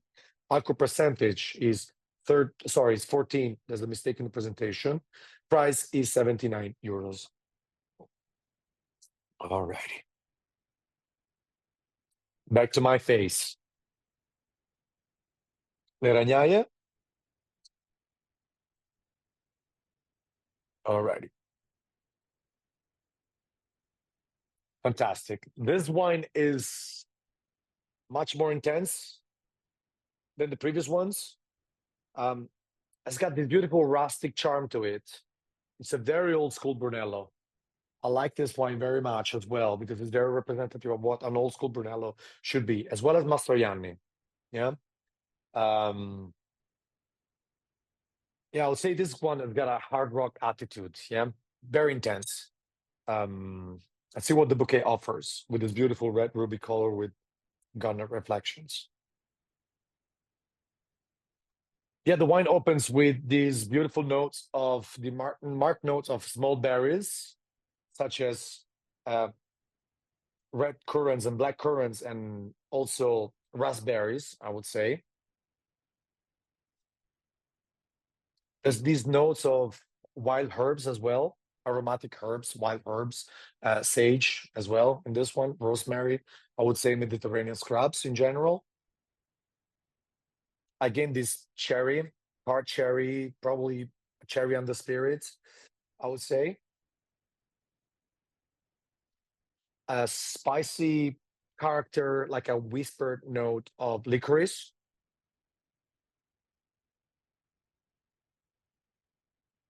And also a chocolatey side. It's kind of, yeah, this side of dark chocolate as well. And also balsamic traits that I think at this point, all the wines are pretty balsamic. A balsamic side of the wine, eucalyptus, balm, or sage as well. It's typical of the 19 vintage. I would say many of the Brunello 19s, vast majority, they have these traits. That is like a common thread among all the different wines. So, a great Brunello, great classic Brunello. Let's see what the palate offers.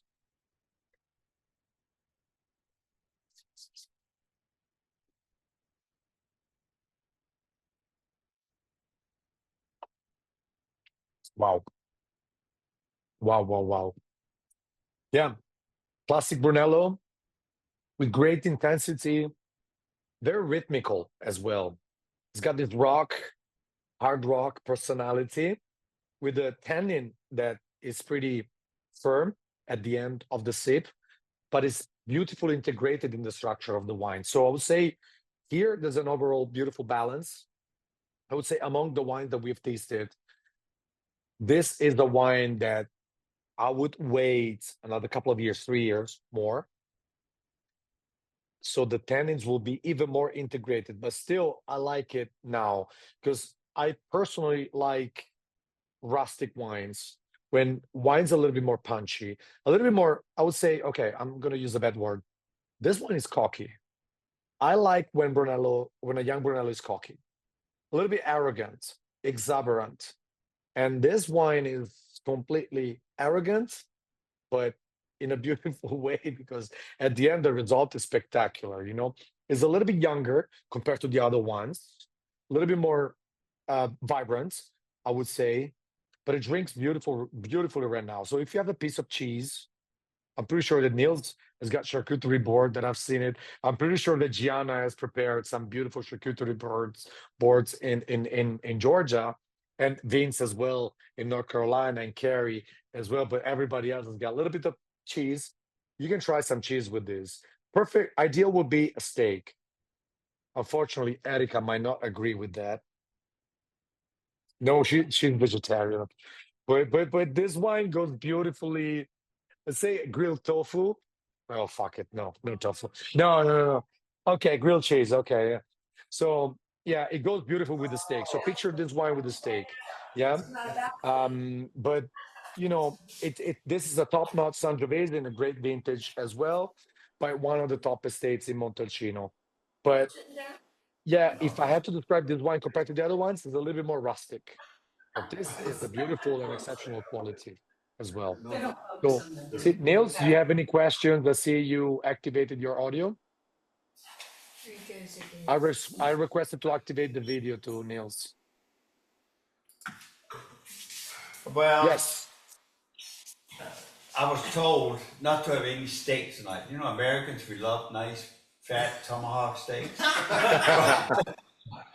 So we were going for the cheese. So the cheese you sent us is awesome. We love it. I appreciate it. And it goes very well with the wine. But now my friends are looking for steak. My wife had made the cream sauce for the pasta you said. Oh yeah, Oh. that is awesome. Yeah. It's Are you coming? Bring your wife with you. Yeah, I will. I'm not a shy guy. You invite me to your house, I go. I'm not shy. If you invite me to your house, I'm gonna be there tomorrow, man. We pick you up in the airport. You come on. Because I know you have amazing foods. I know you have good wines because I've sent a bunch of those to your house, and I see you have amazing people in there. I mean, what can go wrong? I know. Our good friends are with us tonight, so thank you very much. This is awesome. Maybe your friends will join the wine club too. Maybe. Maybe. No, I told him that you're gonna do a little push, you know. They'll be crazy not to do so. And I'm sure there's a lot of people online advocating for the wine club. Thank you, guys. Thank you for the support everybody's actually giving to us. You know, the word to mouth is the most effective way to promote the wine club. So yeah, all right. Le Ragnaie, 2019 was another great Brunello. I picked some of my favorite ones tonight. Yep. Some of my favorite ones tonight. I'm so happy. I couldn't be happier. Who's there? Hey, whoa, from Cary, North Carolina. Can you activate the audio? Wait, put me in it. Put me in There it. you are. Where's Enzo? Where's Enzo? Where's Enzo? Enzo's in at Nina's house. Enzo's at Nina's house. Oh, look at you guys. Everybody there. This is amazing. What's up, brother? Oh, that's that guy with the hat. That guy with the blue shirt is one of my. What's up, man? Hey, how you doing, What's man? going on? It's good to see you. Yeah, good to see you too. Yeah. That guy with glasses over there is like he's a brother from another mother. Yeah. God bless our mothers. Yeah. Well, yeah. Cheers. Salud. Cheers to that. Cheers to that. I see you guys are throwing a beautiful party in there. Yeah. Yeah, we're I'm having a day. disappointed you don't. I'm disappointed you don't have enough Christmas decorations. Overdoing I'm as not saying usual, anything. man. That's not my category. Oh yeah, is Hammond's category? Yeah. Oh yeah, that's good. This Hang is on a awesome. second. All right. Get your finger out. Okay, well, it was great to see you guys. Okay. From Le Ragnaie, how many wines do we have left? Oh, I'm almost drunk now at this point. I was supposed to use the spittoon. But then, you see all these friends, and how can you use the spittoon when you have all these friends online? Like this is crazy. It's like throwing a party. It feels like 2020. It feels like COVID. But better. Yeah, of course. It feels like COVID a little bit. I'm not hiding that. This has got this vibes. It looks like when we were in lockdown a little bit. But luckily, we're free to travel. So this is amazing. Yeah, that we can travel. No, not that this looks like COVID. Actually, that was a very dark time. But luckily, all this wine helped us get through COVID. Yeah, it was a shitty time. Okay, the last but not least wine. Everybody knows that I love this winery already. And yeah, I might be redundant and repetitive one more time. Podere le Ripi, 2019. This is their top cru, the top vintage. Sorry, the top single vineyard that they have. They have two Brunellos. One is Cello d'Ulisse that was on the wine club. And this is the selection from the southern side of Montalcino, where the estate is.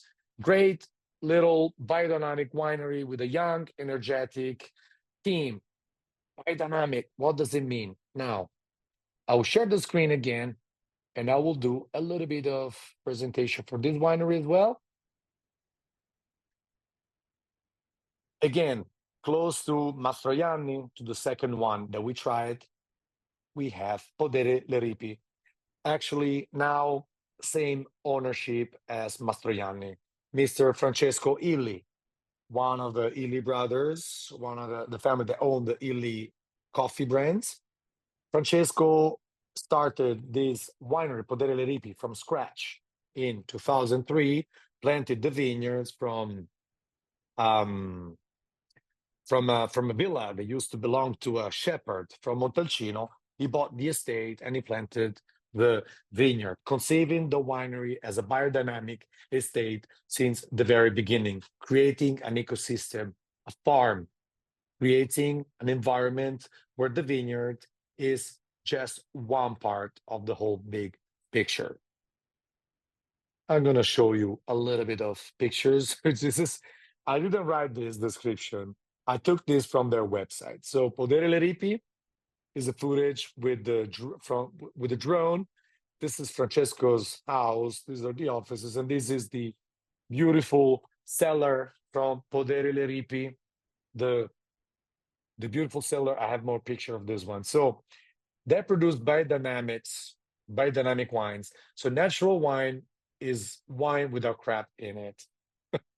Very extreme, but quite true.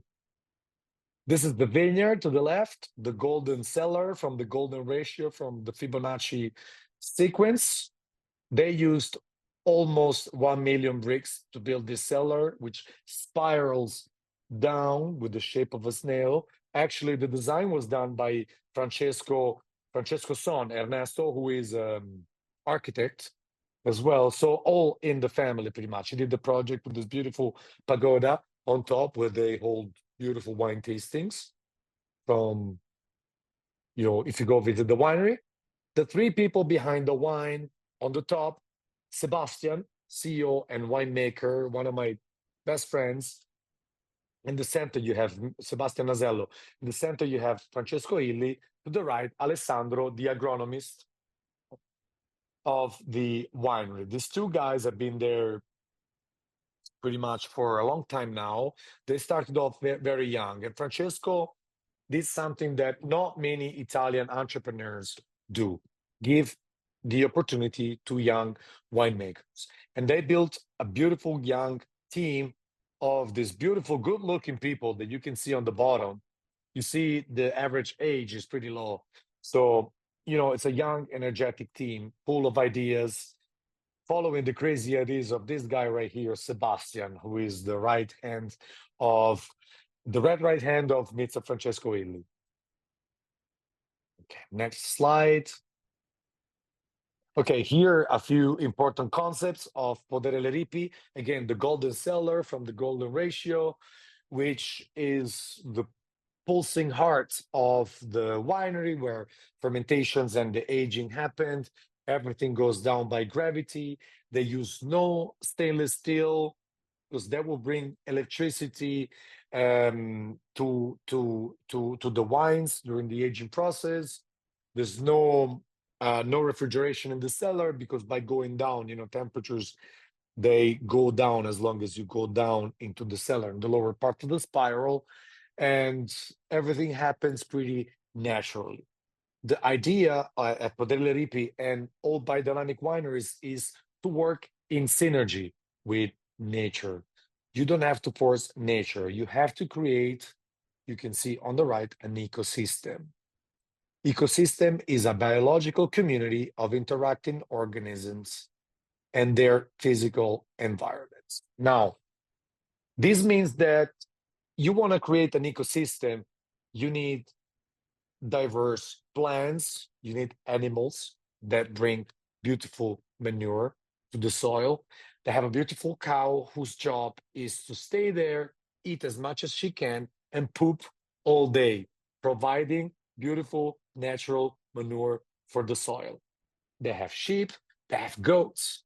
The use of the goats, for instance, at the end of the harvest, they release them in the vineyard and they eat the leaves from the plant, naturally pruning the plant. So the plant without the leaves can just go in hibernation and rest for the following vintage. So you see, it's a whole process. Biodynamics sounds like a very naive practice, but it's actually the way our grandparents used to do things back in the days, following the moon calendar, for instance. When you have the harvest moon, the planting moon, when you have the moon that is good for doing things in the cellar, such as, bottling or moving the wine from one vessel to another, etc., etc. So everything has to happen very naturally. So this is the single vineyard. The top vineyard is Lupe Siren, the one used for the Reserva. Amore and Magia is the lowest vineyard in the estate. Which music would this wine be? Another favorite. Janis Joplin, Pearl. Yeah. This wine is a little bit naive, a little bit psychedelic, but there's some rock and blues aspects to this wine as well. So, yeah, Pearl Jam. Oh, sorry, Pearl from Janis Joplin, one of the most incredible female singers of all time. Few facts about the Brunello from the Ripi, Amore Magia, Love and Magic in English. Of course, 100% Sangiovese, 250 meters above the sea level, which translates in around 750 feet. I'm nailing conversions today. I'm so impressed. It's probably the wine that helps. Aging, 24 months of aging in big barrels, following 18 months in cement vats. Now, the use of concrete of cement vats is very important because instead of going directly from the barrel to the bottle, which can cause a lot of stress to the wine, they transfer the wine from the barrel to the concrete tank. There is a bigger environment than the bottle, and the wine, it's another passage that avoids that type of stress, doesn't stress the wine out. So you see, it's the small details that make the difference. If you're biodynamic, you have to use a lower amount of sulfites as well, because this is, in order to be considered biodynamic, you have to use a lower amount of sulfites and preservatives. So you have to pay attention to many small aspects. And this is one of the aspects that you have to pay attention to, not stressing the wine. Because if you have lower amount of sulfites, which preserve the wine from the stress of some phases of winemaking, you have to be very careful and very attentive to wine. Wine is a living thing, is a living matter. So, and this is one of the aspects of a biodynamic winery. Soil is oceanic marl, rich in clay and limestone. First vintage, this wine, you might remember this wine, Amore Magia, used to be a Rosso di Montalcino. From 2015, it's been labeled as Brunello. Bottles made, 13,000 bottles only. Alcohol percentage, actually, this is wrong, it's only 13%.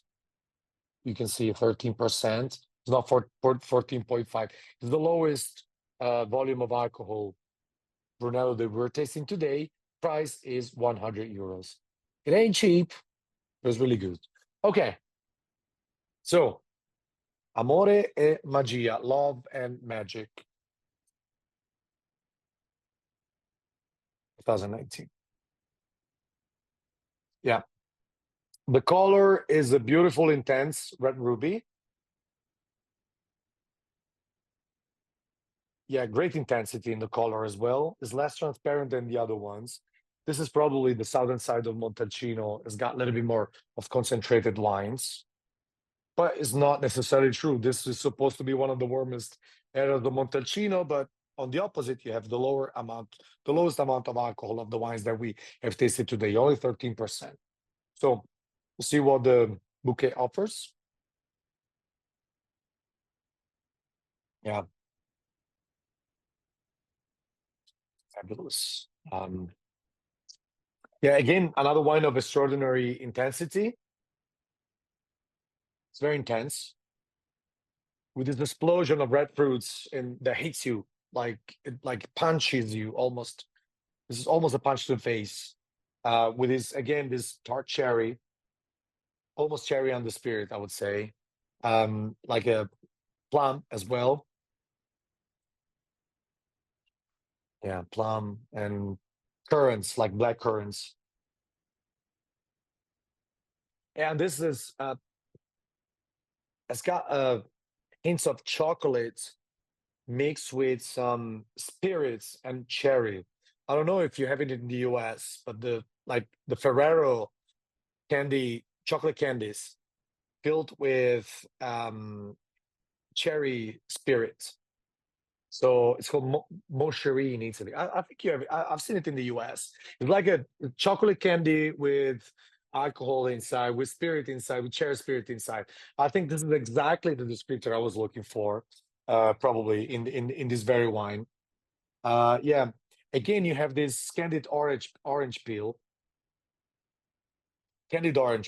yeah, like a Cointreau, type of, that liquor, Cointreau, which is made with the orange peel.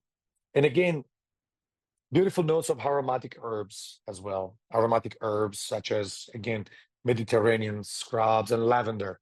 Probably more lavender in this one. Yeah.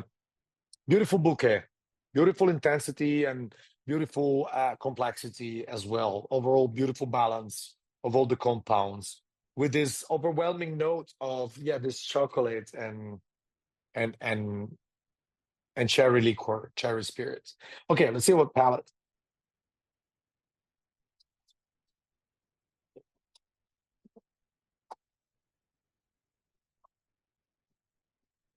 Wow.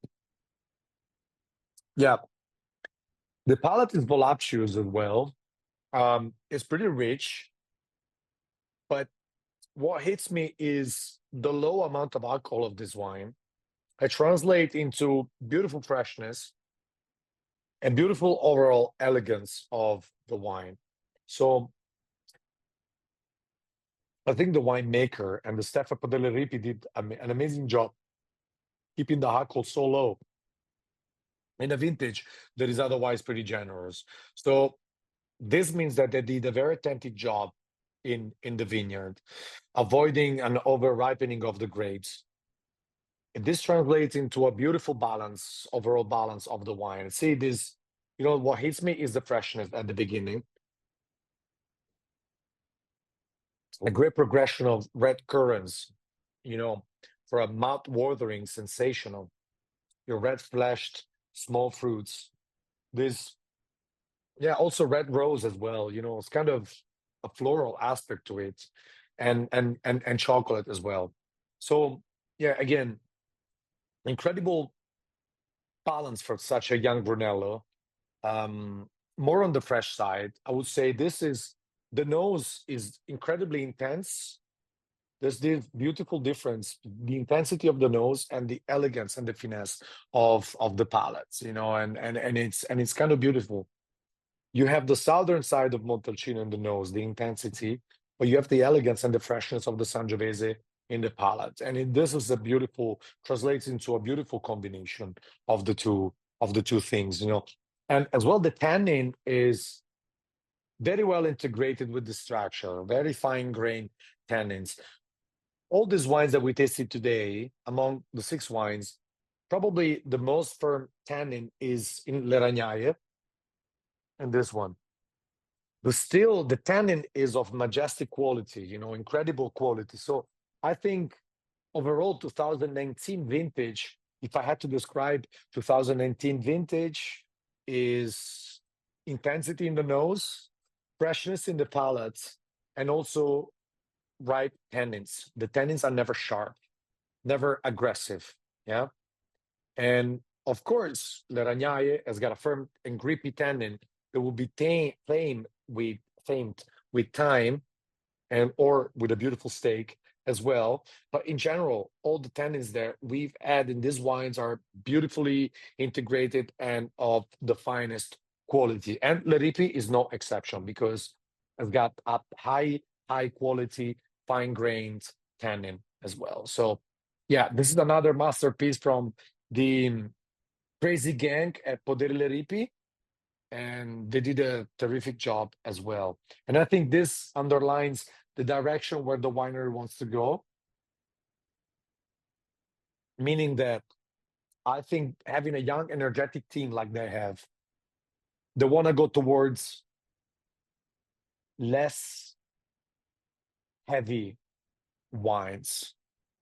You can tell this is a choice from the winemaker, a choice from the owner. Francesco agrees with the choice that Sebastian, the winemaker, does in the cellar and in the vineyard. I think this is a direction where they want to go, because we've been drinking heavy wines for a long time. Now, younger generations, especially younger winemakers, they try to produce wines that are closer to the wines that their grandparents used to make. Yeah. So lower in alcohol, less oak, more representative of the grape varietal. And I think they did a good job here, keeping the alcohol pretty low and having a triumph of Sangiovese and a triumph of the southern side of Montalcino at the same time, keeping the degree of sophistication of the wine the lowest possible. Yeah.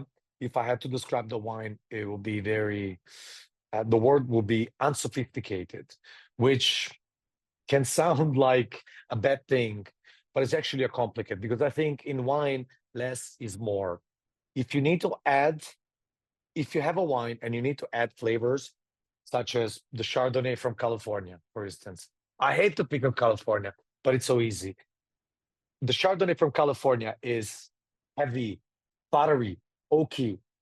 You know, sometimes I want to taste the grape. I don't want to, if I wanted to smell oak, I would walk into an IKEA store, which is something I have no enjoyment. And when I go to IKEA, a part of me is dying on the inside. So I don't want to smell oak, you know?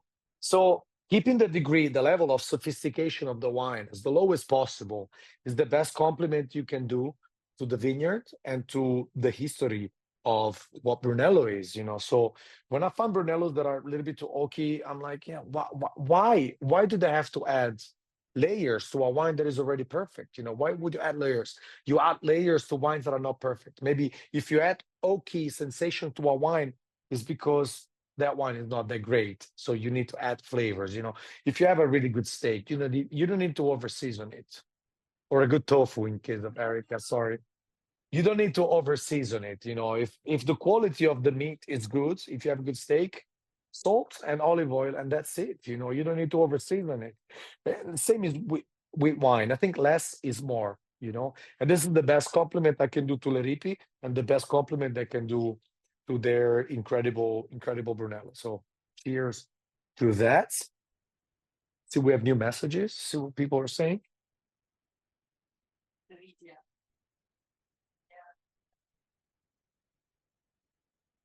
Oh, Stephanie,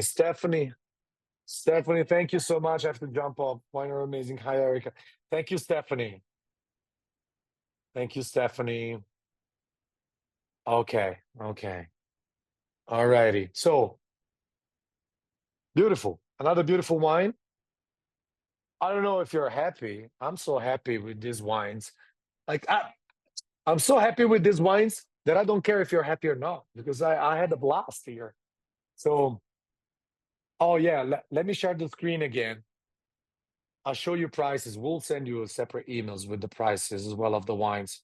So Perbacco price list, Cupano again, 1,950 euros. Mastrojanni, oh sorry, damn it. Mastrojanni, 72 euros. Tricerchi, 57. Romitorio, 75. Ragnaie, 79. Podere Ripi, 100. Now we have some deals. So 12 bottles combined. If you want to reorder these wines again with, you know, 2 bottles for each wine, 996 euros and free shipping all over the US and Europe. 12 bottles of your choice. You can mix and match. You have 5% discount. Shipping is going to be 50 euros. 24 bottles of your choice, 10% discount. Shipping is going to be only 90 euros, which still, I'm doing a lot of discounts in shipping because shipping will be 110 euros otherwise per case.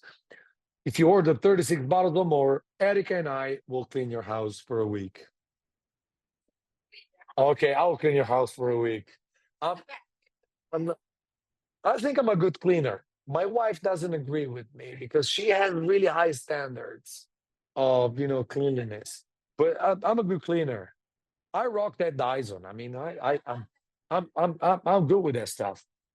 All right.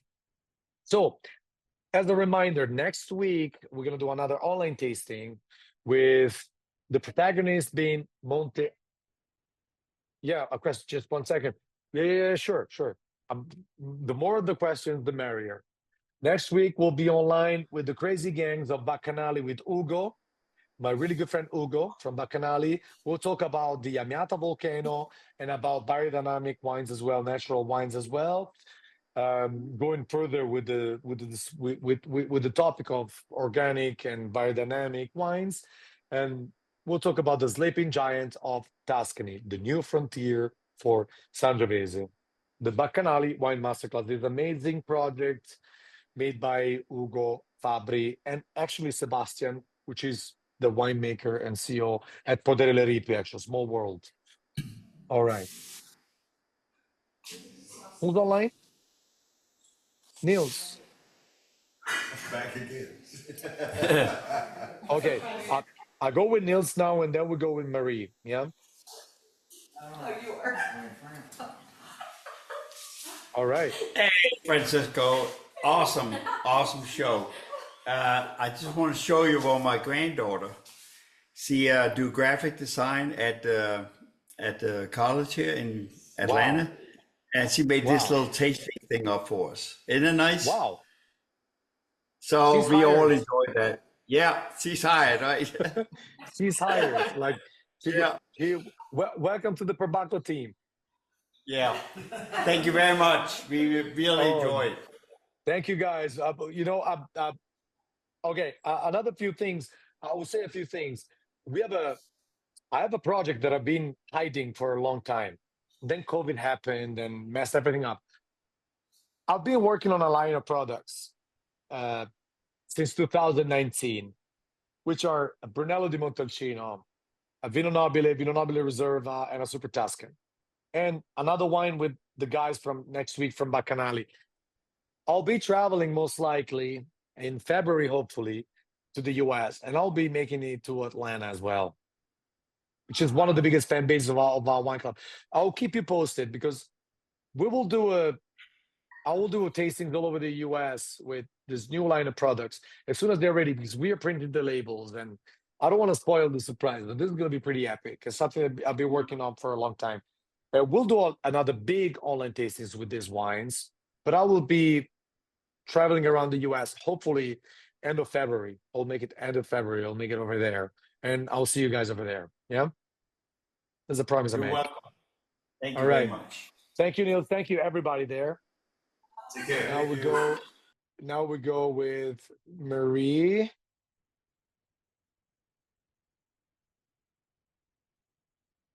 Where's Marie?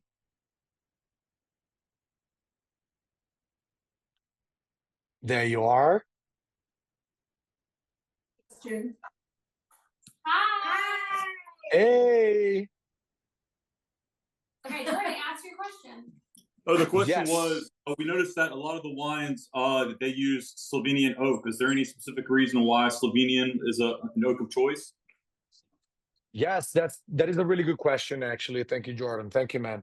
Now, Slovenian oak, Slavonian or Slovenian, it's oak that is in Slovenia, of course, and in the northern eastern side of Italy, is the typical oak that has always been used for Italian grapes, for Italian wines. Now, before Slovenian oak, we had chestnut. Chestnut was very aggressive, especially with the tannins. It would add a lot of tannins to the wines. It will make the wine very astringent. Slovenian oak is, compared to French oak, and even more than American oak, is much more neutral. It's got a more neutral taste. So if you age the wine in Slovenian oak, usually you preserve the flavor of the grapes. French oak, it depends on the toasting of the barrels as well. It gets a little bit more complicated, but long story short, Slovenian oak is more neutral. French oak is kind of in between. American oak is a little bit more adding flavors to the wines. So the tradition says that in Tuscany, in Piedmont, and all over Italy, we use Slovenian oak because it's more neutral and it preserves the flavor of the wine. Thank you for the question. Yeah. Looking forward to Atlanta. Come to Atlanta to us. Yeah. Well, I'll keep you guys posted. I'll keep you guys posted when I'll make it to the US. Yeah. You can have over. Yeah. Well, I hope when I'm in Atlanta, I hope that it's not the same time you guys come here. No. That would suck. April 5th. Yeah. April 5th. April 6th? Yeah, be there or be square. All right. Look, I'm sweating. I'm sweating already. Oh wow. No, this is exciting. I'm so happy. I'm so happy to have you guys. Thank you for the Carmen family, the Mans family, the Fernandez family. Thank you guys so much. It's great to see. It's good to see all these friends online. You know. Oh, thanks, Vince. Love to you guys too. I want to say hello as well to Chris and Annette Bears as well. You know, they're always there. Oh, there you are. I love you guys. See, How are you? it's good to see you Come to guys. Denver. Come see us in Denver. Oh yeah, well you're in Denver now. Yeah. Yes, Yeah. yeah, we got rid of Atlanta, so we're in Denver now. But this is good to see you guys. Actually, you guys and also Steven and Davidia, you never missed an online tasting with us. This is amazing. I don't know if that's commitment or a problem, Francesco. Oh, it's like hey, I'm your sommelier. I'm not your therapist, so I don't know if it's a problem. I think this is a commitment. Maybe one and the same. I'm not sure, but This anyway. is loyalty. But when are you guys coming to Italy? We will be there in early May. We will be in. I will email you again. We will be there in early May. I have a pendant promise to you guys because I have a very strong memory. Despite all the wine that I drink, I'm gonna buy you a dinner. Yeah. Thank you. I have this pending promise from 2020, and I still remember that. All our neighbors and friends are coming with us now. Well, okay, well, it was to you and Annette, but okay, well, they're more than welcome to come over. They're more than welcome to come over. You know, like whatever, you come to my restaurant, and it's cheaper for me if you come to my restaurant. Thank you. Appreciate all you do, man. I love you guys. Great Appreciate wine, it. Great tasting. Thank you. Thank you. Thank you. Make sure your friends join the wine club. We're working on it. All right. I appreciate it. By the way, if you're watching this and your friends join the wine club, there's zero commission for you guys. I'm sorry. Like the budget is tight and this is pretty much it. Okay. So thank you, Davidia, as well. And then Matthew, thank you guys so much. Appreciate that very much. Thank you. And then Matthew, thank you guys so much. Appreciate it. It was great to have you online. We Hope you enjoyed it. enjoyed it. Hope you learned a few things about Brunello tonight. Oh, it was good. Oh, yeah, I appreciate it, my friends. I appreciate it. I appreciate it very much. Thank you, everybody. And if there's no other questions, I'll let you guys go and lead your lives and enjoy your time with your friends. And I'm pretty sure you have some wine left from the tasting. It's going to be a rough party today in your homes. Erica and I will finish all these bottles. It's midnight here. Okay, well, make sure you join the Perbacco Wine Club, the coolest wine club in Italy. And I'll see you guys next week. And Davidia, we will ship the wine. We'll make sure that the wines will arrive there in time. And who didn't have the wine in time for this tasting?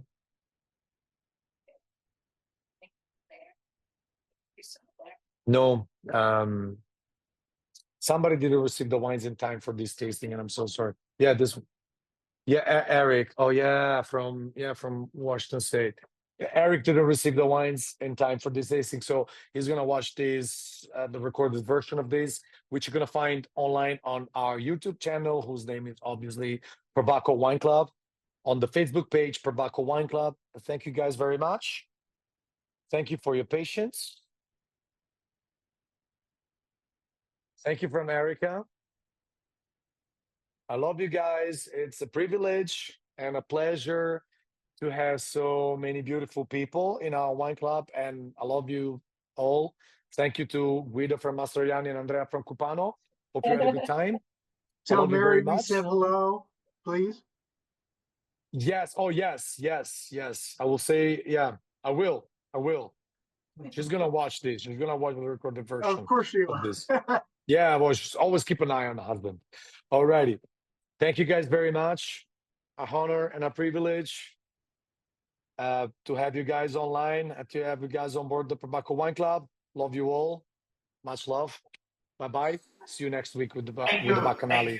Listen, thank you, Niels. Thank you, everybody there. Thank you. Appreciate it. Bye-bye. Thanks a lot. See you guys. Francisco. Bye-bye. That's incredible. Thank you.